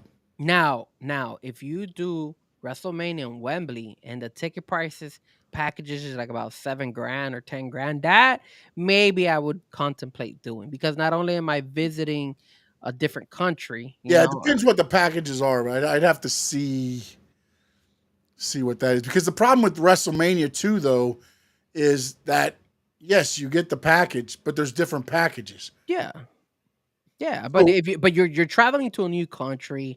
Imagine if they also include the flight, the actual hotel, or the No, place that's you're what I'm saying. gonna stay at. Depending on That'd be pretty cool. what's included, because then you have the SmackDown, you have the Hall of Fame, you have the NXT, It's badass, you have 2 nights of WrestleMania, and you have Raw. dude. You're going ham in wrestling. So you have a shit ton of wrestling. And then through all that, you still have the access events all through the week. Yeah, I mean that should be worth $10,000. I would rather pay $10,000 for that than $10,000 to go see just a regular wrestling match in the Sphere. How about night 1 at Wembley and night 2 in the U.S.? Well, what are we trying to do here? We trying to do WrestleMania, what was it, 2 or 3? I think it was 2. I will say WrestleMania 2, they did 1 in Chicago, 1 in Madison Square Garden, and 1 in L.A. Yeah, and how did that work? That one was terrible. And I was like, They were off in every my single one. God. It was just like, That was the one when Vince said, "Yo, that's the last time we ever try that." dude, it was like, just like, oh.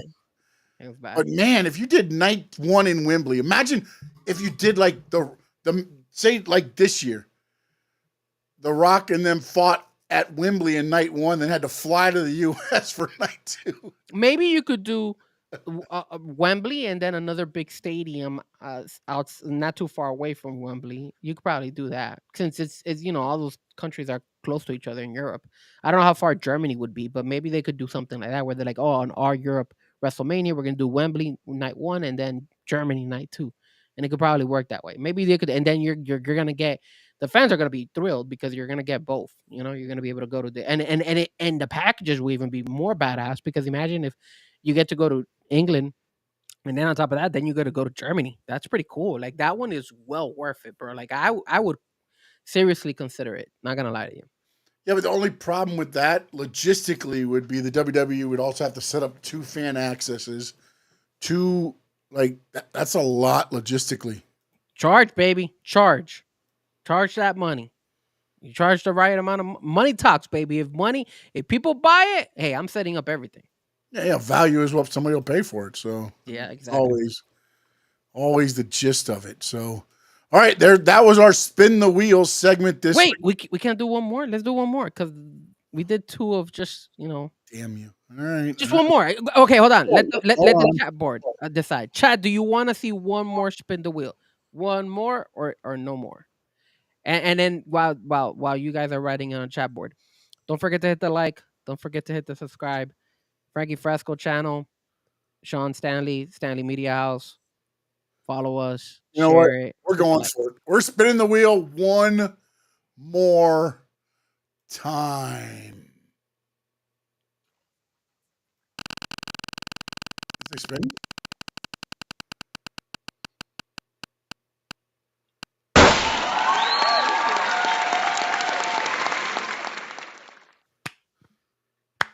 Why are we getting this one, man? Damn it! But we got to talk about it, man. Gable Stevenson, sir.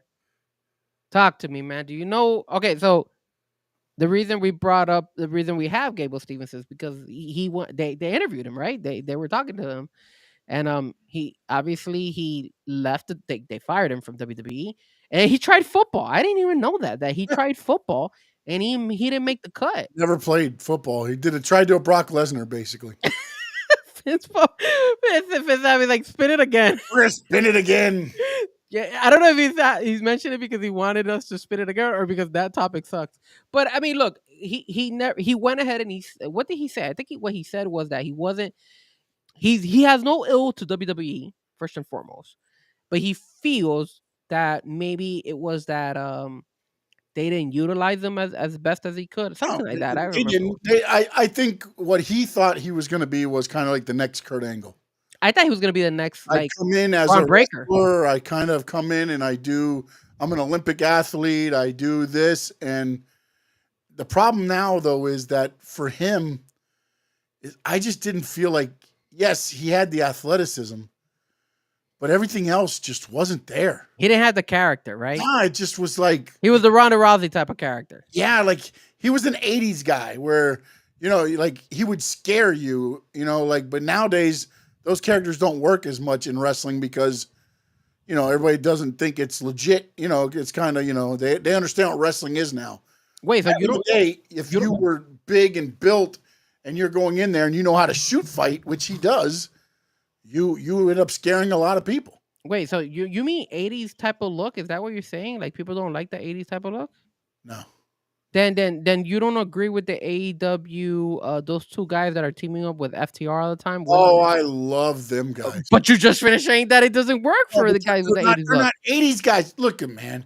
80s They're from Miami too. Listen, first off, 80s guys are like Cowboy Ron Bass. What is their name? Black Bart, Stan Hansen. Big guys that had no muscle definition. So that's more of the 80s look is what I'm talking about. I don't know, man. I was born in the 80s, so I don't know that. I'm sorry, Sean. Shut the hell up, you jackass. And that's it for Spin the Wheel. I'm not doing another one because we'll probably land on Gable Stevenson again. What is the name of that group, though? The one AEW group with that they're like from Miami. It's Truth Magnum, Flash. What the hell are they? I don't know. God damn it. But they have that. Wait, the Outrunners. The Outrunners. I'm looking at the damn AEW Full Gear card and I almost forgot they were on it. They're on it? Oh, okay. Yeah. Cool. Yeah. Oh boy, I'm happy that you've been paying attention. All right, it's the Spin the Wheel is done. Oh. It is now time for our AEW Full Gear picks. I know what this is. This is what everybody's been waiting for. Everybody's been waiting for this because my picks are terrible.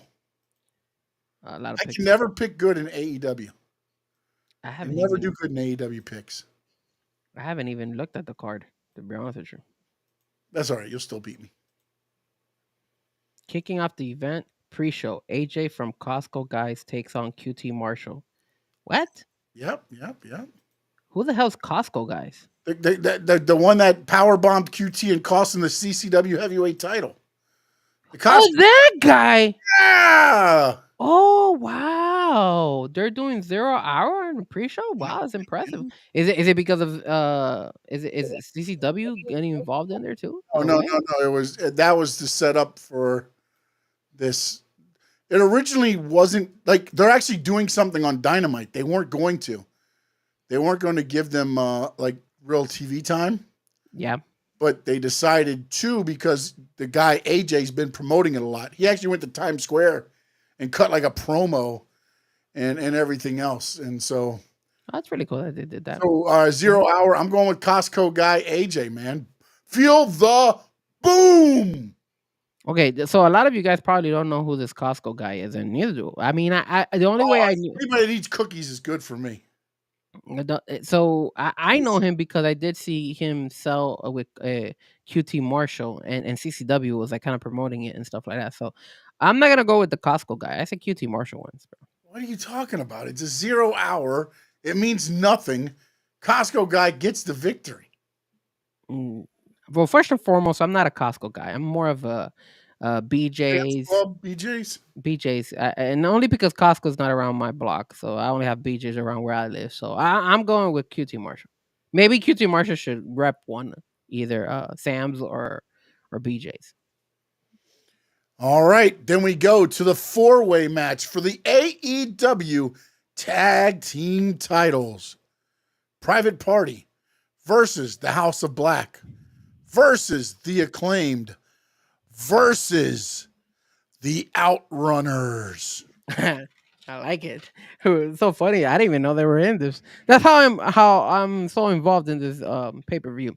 All right, so you got Private Party defending Yes, the it's belt. that Boom guy. The Boom guy is Costco guy. Yes. Sorry. Yeah. The Kings of Black Throne. So it was. So wait, hold on a second. I just want to make sure That's that. King of Black Throne, House of Black, whatever the hell they are this week. Okay, yeah, I'll go with it. They changed their name. No, okay, House of Black, Private Party. Who's the other group? The Outrunners and the Acclaimed. Oh, the Acclaim is the last one. Okay, yeah.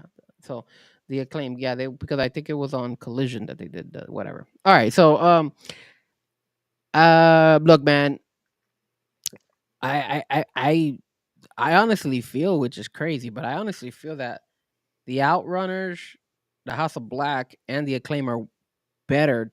Like they're very strong compared to the actual champions, Private Party. Logistically, or like if I'm doing this correctly, Private Party just won the belts from the Young Bucks, so they should retain it. In my opinion, I still feel that they're not gonna do that. I still feel somebody else is gonna win it. So I don't think the Outrunners are gonna win it. I don't think Private Party is gonna win this one, and I don't think Kings of Black of Throne, aka House of Black, is gonna win it. Although I would like them to win it. I'm gonna go with the Acclaim. I said the Acclaim pulled it off. I'm going with House Party or whatever they are. Private Party? Yeah, House Party. I got Will. I got Fresh Prince and no, Kid and Play. Right? Kid and Play was House Party. Is that what it was? Right? Yeah, Kid and Play. Yeah. All right, I'm going. Yeah. You can't have them beat the Young Bucks and then lose in their first defense. And that would just seem like then the Young Bucks run was useless. To me, that's what I think. I agree with you, but I think Tony Khan doesn't know what he's doing, so I think that's why he'll get the belt away from him. Here is the Happy Gilmore 2 match. MJF takes on Roderick Strong.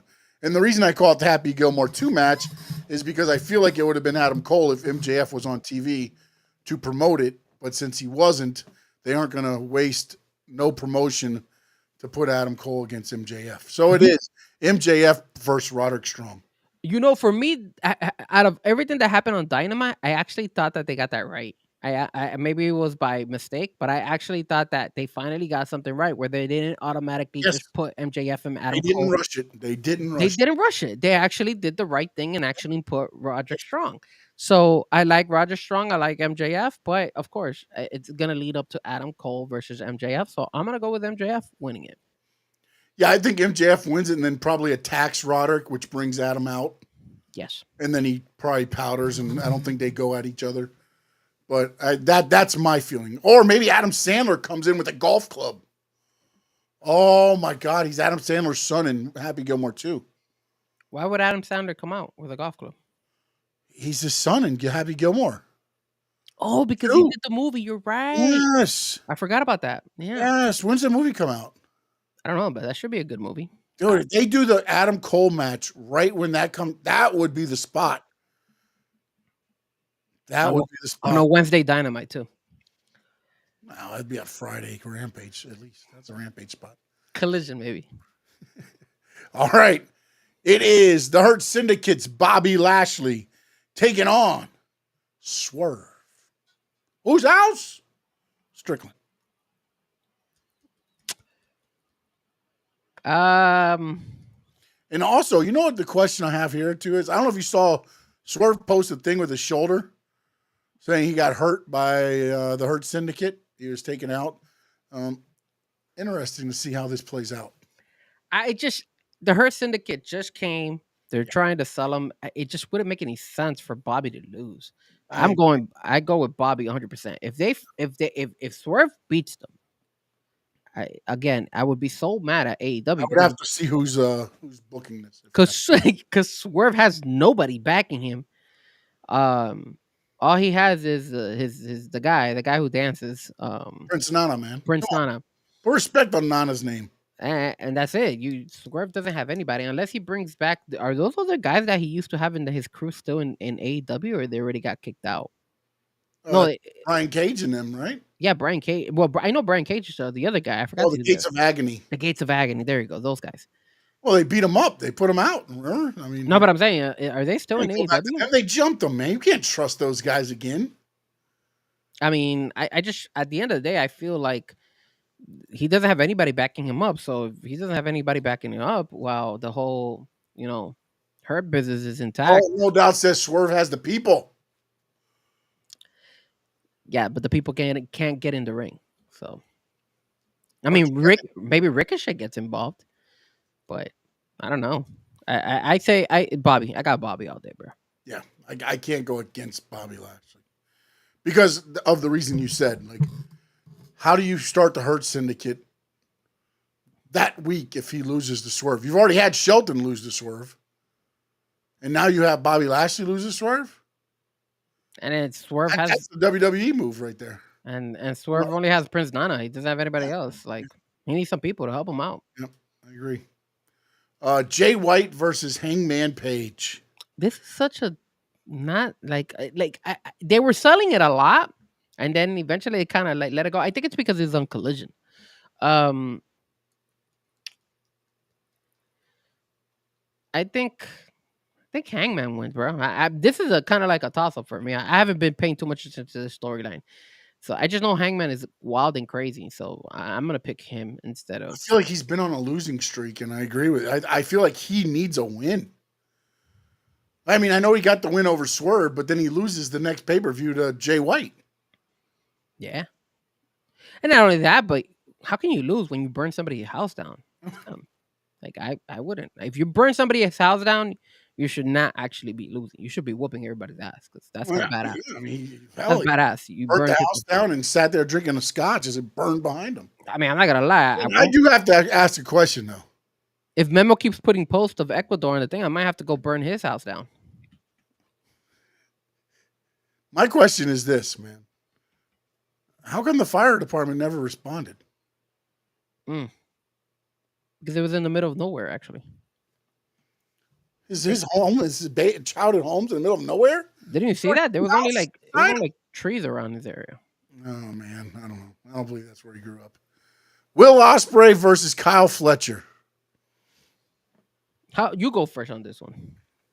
Dude, if they give it to Kyle Fletcher, the only way you could give it to Kyle is if somebody from his like posse, like yeah. You know what's funny is like Takeshita's not on the show. I bet you Takeshita costs this match to start setting up Will Ospreay and Takeshita or something.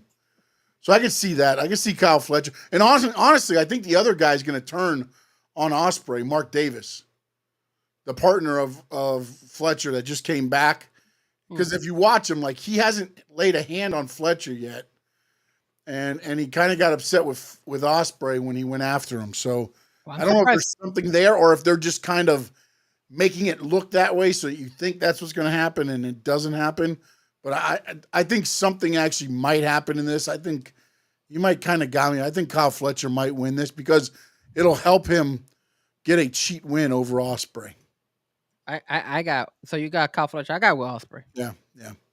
TNT Championship match. Does anybody know if Jack Perry ever got off the car?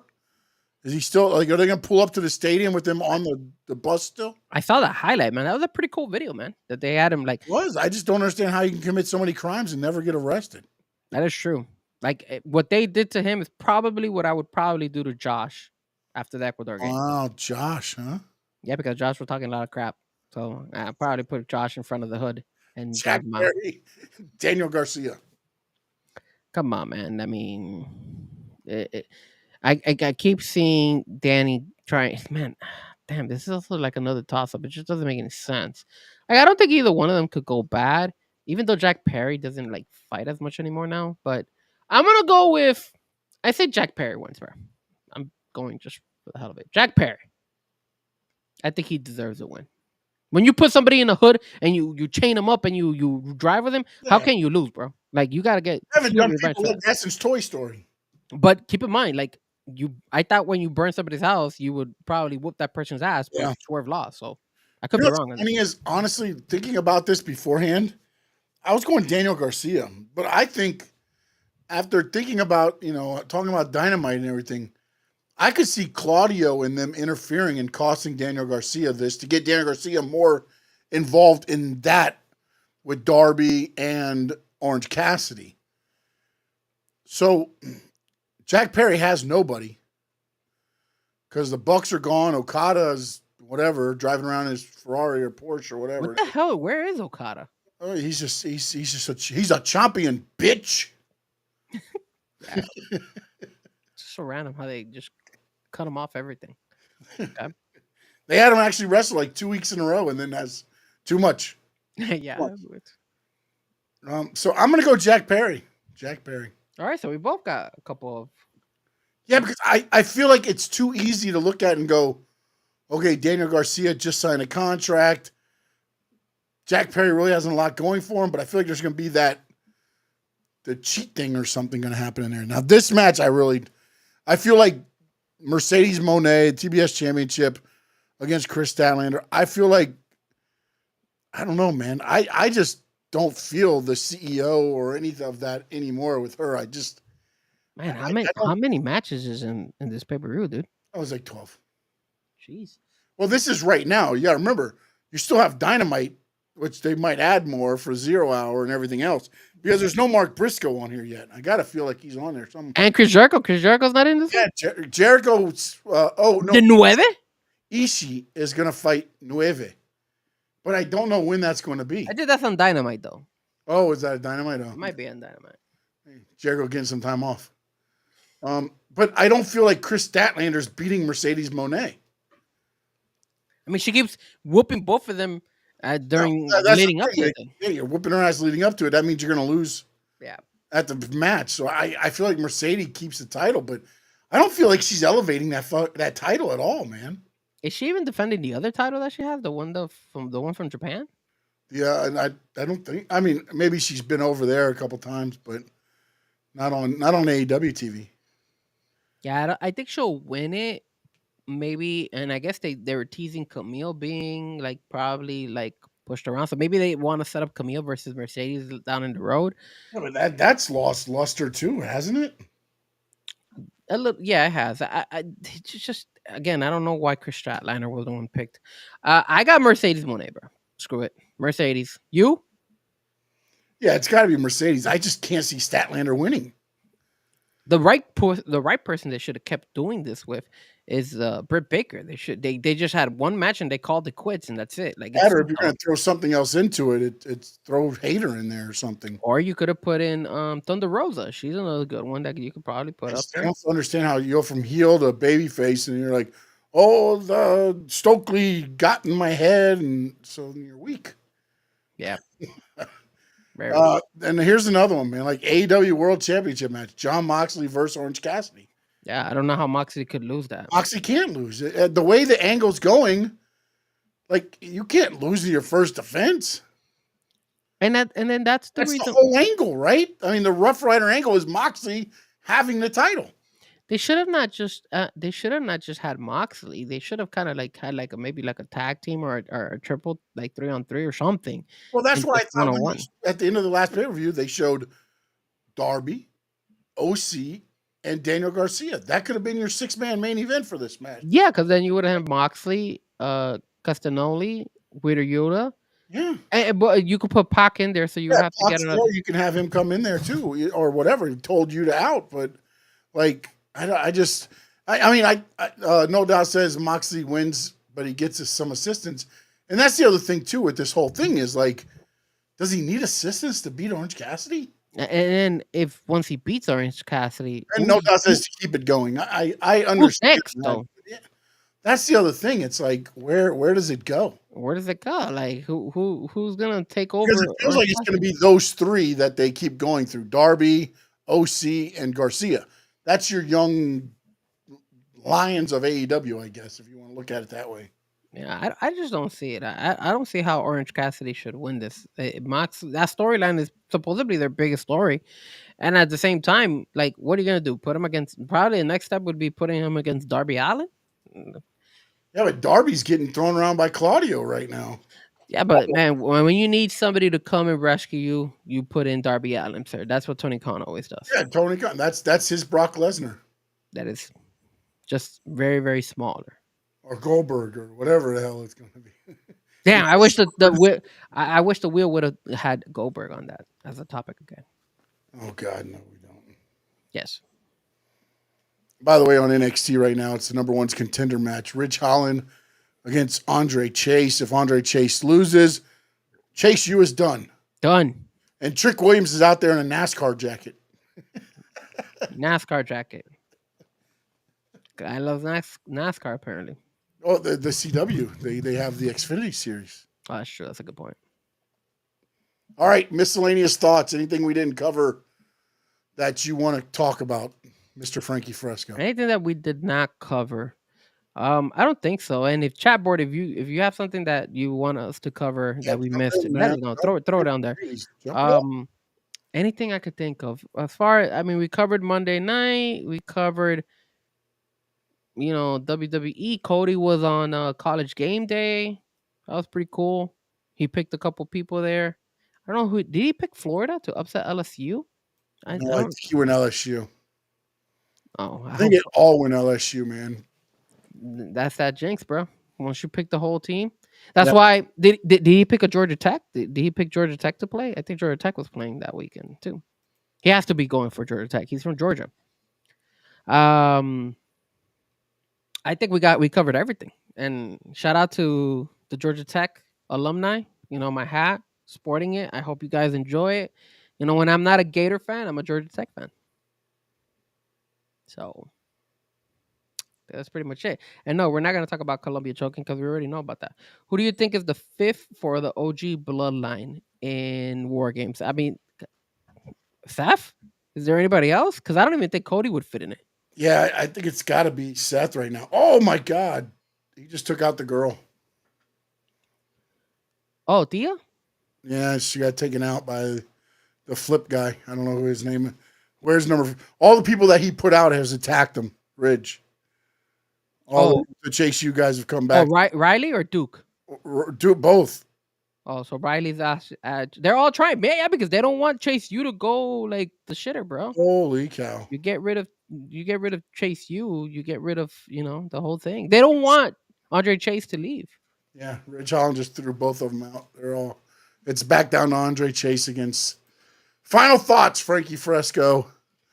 DJ Memo wanted to send out a big shout out to Ecuador. Yeah, big shout out to freaking Ecuador. I just want to go ahead and say, look, man, you guys have all been picking on me because Colombia lost, and I know this is a wrestling show, so I appreciate everybody who did not talk about Colombia. We struggled today. We lost fair and square. Congratulations, Ecuador. We're still tied for second place in World Cup qualifying, so we're fine. We just need to tighten up, man. I'm glad I did the show because it did calm me down a little bit more. And when it comes to like Memo and Argentina and all that stuff, Memo, you guys beat Peru 1-0, bro. Like, give me a break. Peru sucks, and you guys Oh, barely beat them. use the key word though. Yeah, they won, but Yeah. they won, but at the same time they played against Peru, and last week they lost against Paraguay. So I don't see Argentina being a powerhouse either. So it just looks like all the teams in South America are kind of crappy right now. But I guess for you guys that want to talk smack to me about Colombia or talk smack to me about the University of Miami, how I'm rooting for every team against you're more than welcome to follow me at Frankie Frezko, Fresco Music on all social media platforms. Just put Fresco the way it's spelled on there, and you'll find me. I'm on Twitter. I'm on Instagram, Facebook. I'm in Blue Sky. Did I say Blue Sky? Watch out. I might get a lot of haters. Yeah, but we're content creators, man. That's the thing. That's what people don't understand.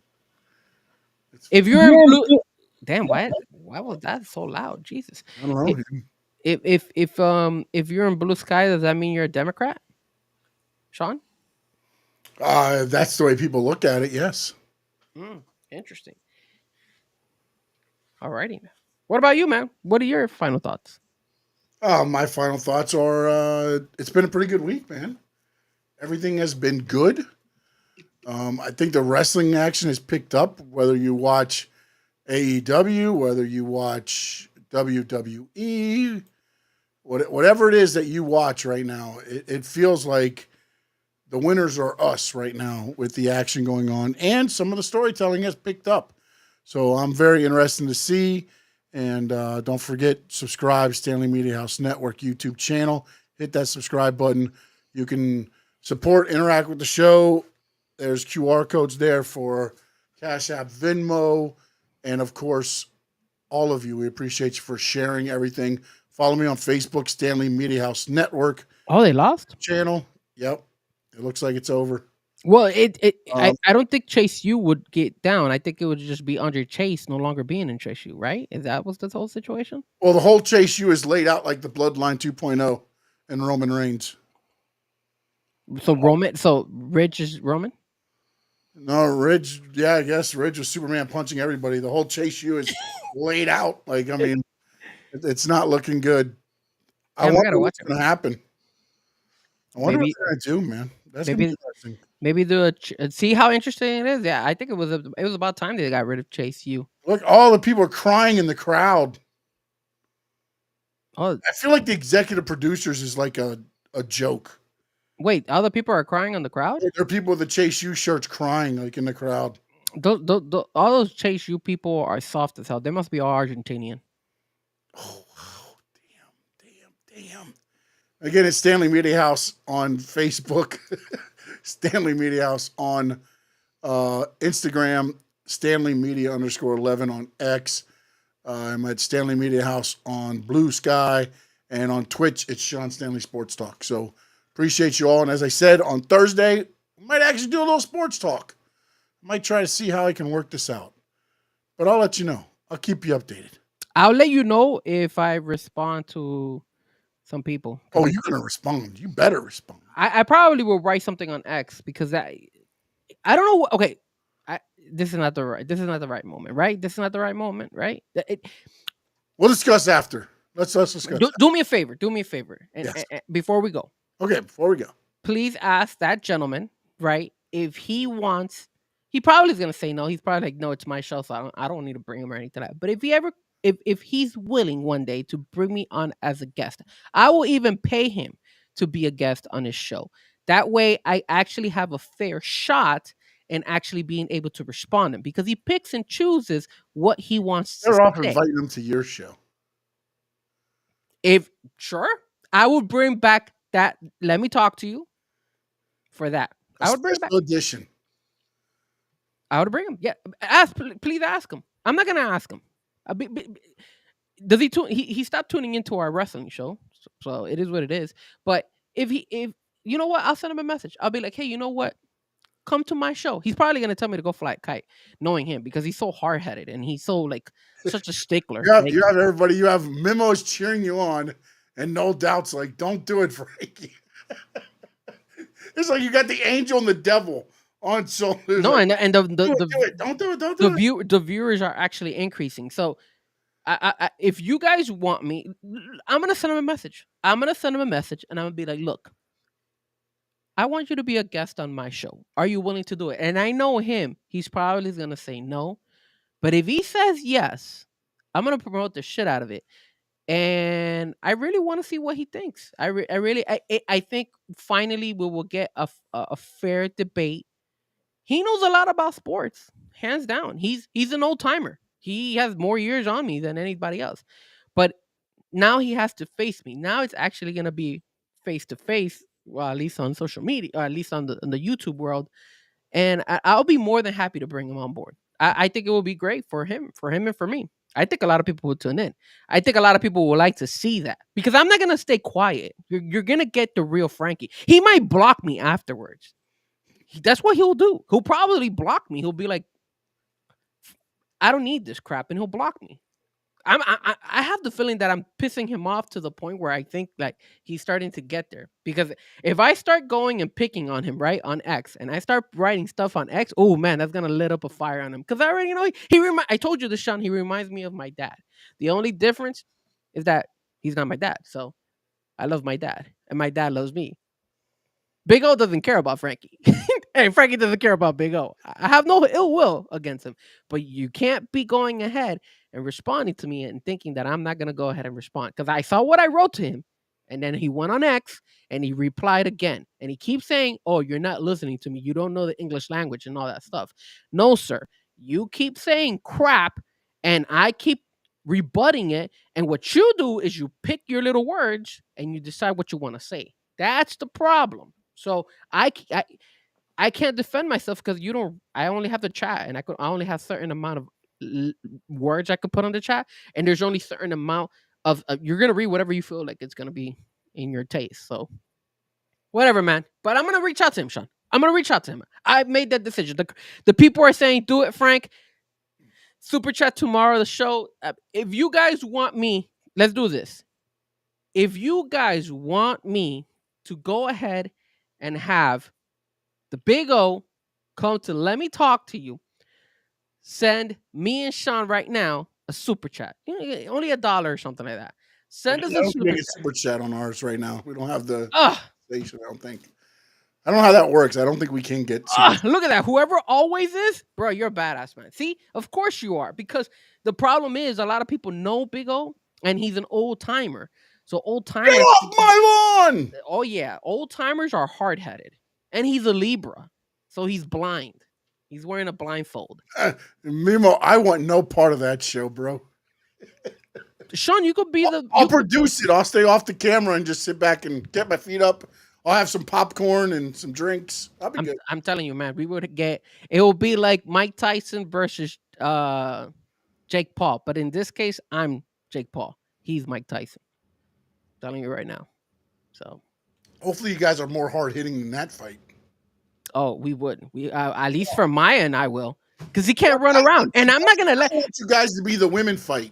And I'm not gonna be the women's fight. No, because then when I win, they're gonna rob it and give him the kudos.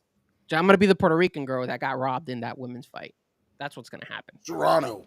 Yeah, she got screwed. You know she should have won that match. Yeah, oh no. Yeah. I felt bad for her. I was like, man, how can they give it to the other chick? The other chick didn't deserve it, and the other chick kept giving her headbutts, bro. That was terrible. Like, you can't do that to you. But look, but yes, I will go ahead and I will. You know what? You guys pushed me. And always 13. Thank you for tuning in, man. Appreciate you. Oh, you're right. Get off my artificial grass. Yeah, when you have a mic and you have the camera, again, it's his show, so I can't. I could only say so much. I'm just a listener. But if you come to my show, it's not only my show. I'm giving you a voice. Obviously, I don't have the huge. So you're going to be the voice of the voiceless. I don't have a huge fan base. Listening I and have, punk. but you know what? We would need a third person. I would bring Living your life. I would bring my brother, and then you know what? My brother would be on my corner, and you could be on Big O's corner. How about that? Do you think that's a good idea? I'm kind of neutral in this whole thing, man. I'm France. Oui, oui, oui, oui, oui. I'm telling you, because I see that he keeps tagging me, bro, and I'm like, yo, bro, like, dude, chill out. Like, he gets mad at me because I called him out.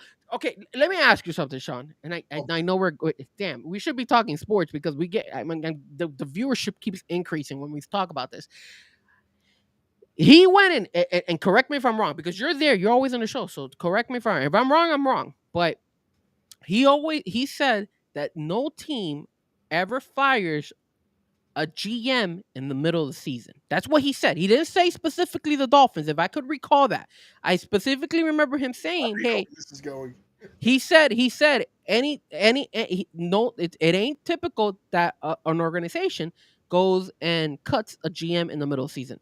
Was that true, or was he specifically talking about the Dolphins? Because he could be talking about the Dolphins, then okay, hands down, I'll keep my mouth shut.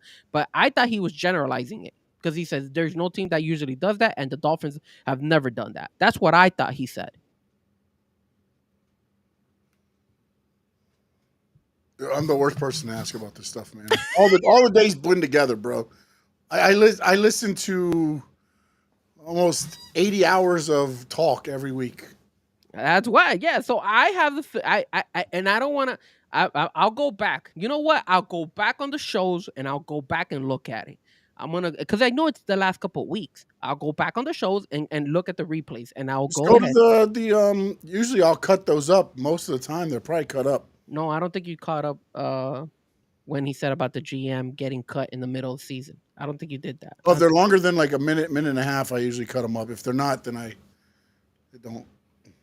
But so that's the thing. So I wrote that. I said, I thought you said that in the middle of the season, no team cuts a GM and a coach. And then look, no doubt, you're absolutely right. Apparently the Jets did it.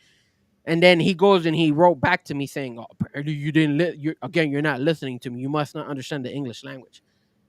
That's what I heard. That's what maybe I'm wrong. If I'm wrong, I'll admit it. I'll be like, all right, cool, no problem. I admit it. I heard it wrong. But the Jets just proved me wrong. All of us have been vouching that they get rid of Chris Greer, and he let me put it to the side. His excuse is the talent is there for the team. But what's the point of having the talent for the team if you can't get the main guy right? You need a coach before you go after good players. So why would you go ahead and keep the front office if they can't get even the main? It's like going ahead and getting look at the Chicago Bulls when Michael Jordan didn't have Phil Jackson as his coach. They were good. They weren't great. You front office needs to get a coach. And if the front office can't get a coach, then stop just blabbering about the coach being the issue. It's not only the coach, it's the front office, bro. Because they don't know how to find the right guy to lead this team. And that's the bottom line, because Frankie Frezko says so. Damn right, goddammit. You damn right. Get my drink. Let me get 2 beers. Throw them over here. Throw the beers. Yes. There you go. All right. I want to take no doubt. Always 13. Thank you for the follow and the subscribe. Joey R., we appreciate everybody that's new on there. We appreciate some new faces and names, memos in there. And good job by, what is it, Ecuador, right? Let's see here. Josh was in earlier. Dan Chan. Oh. That hurt, bro. That hurt. Okay? Sammy, as you always being in there for us, I appreciate you. Throw the Ecuador. And make sure you check out the Fins TV if you need some talk about Dolphins. Let me see here. Man, we had some good convo going on today in the chat. Appreciate you guys. Yeah, they were all talking about Ecuador. They were just trying to rile me up and piss me off because they know I'm a little bit upset. Alexa was in. That's right. I forgot Alexa was in earlier.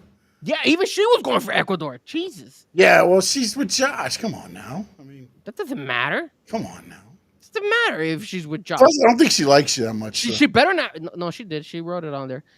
First and foremost, if she's I appreciate everybody. if she's Ecuadorian, okay, I get her. But if she's not Ecuadorian and she's just going because of Josh, then Alexa, bro, I'm sorry, you're doing a disservice here.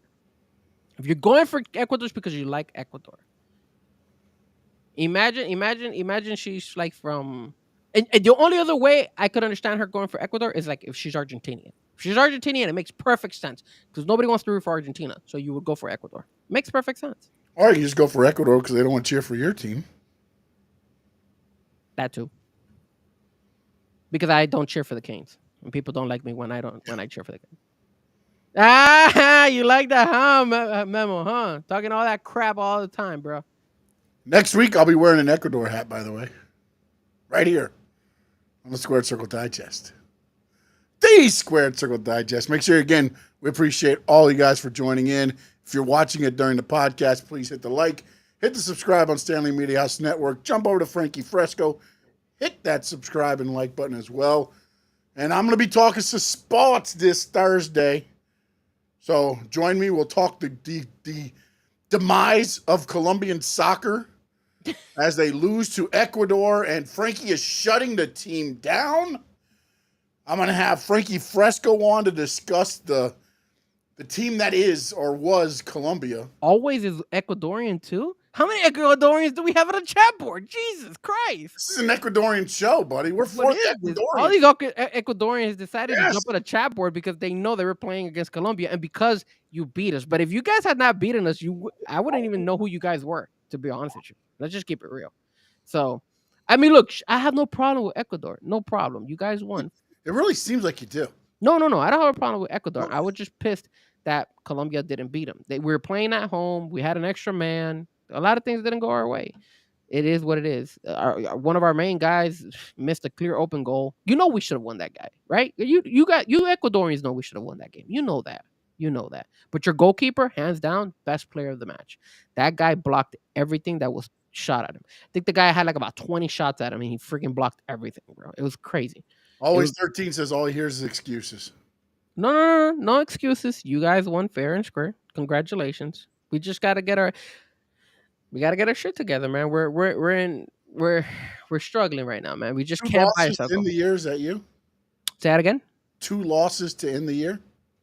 Yeah, it's a little bit rough, man. It's just again, you know. Wait, is that what the Frank E is for excuses? Frank E Frezko? Excuses? Such an ass. What happened? I said you're such an ass, Sean. Stop being an ass. Joey R threw in the. Appreciate it. I like Joey R. Joey R is a good guy. Said, don't worry, Frankie. I'm sure Colombia will do better next time, buddy. You'll get them next time, pal. We'll do fine. We'll be fine. We'll still make the World Cup. Dude, you're an amazing man, dude. I appreciate you being on here with me every week, man. Thanks for keeping me distracted during this hard time right now. I love it. And everybody that was out with us, once again, thank you guys so much. And in the words of the great Gordon Solie, so long from the Sunshine State, and go Ecuador.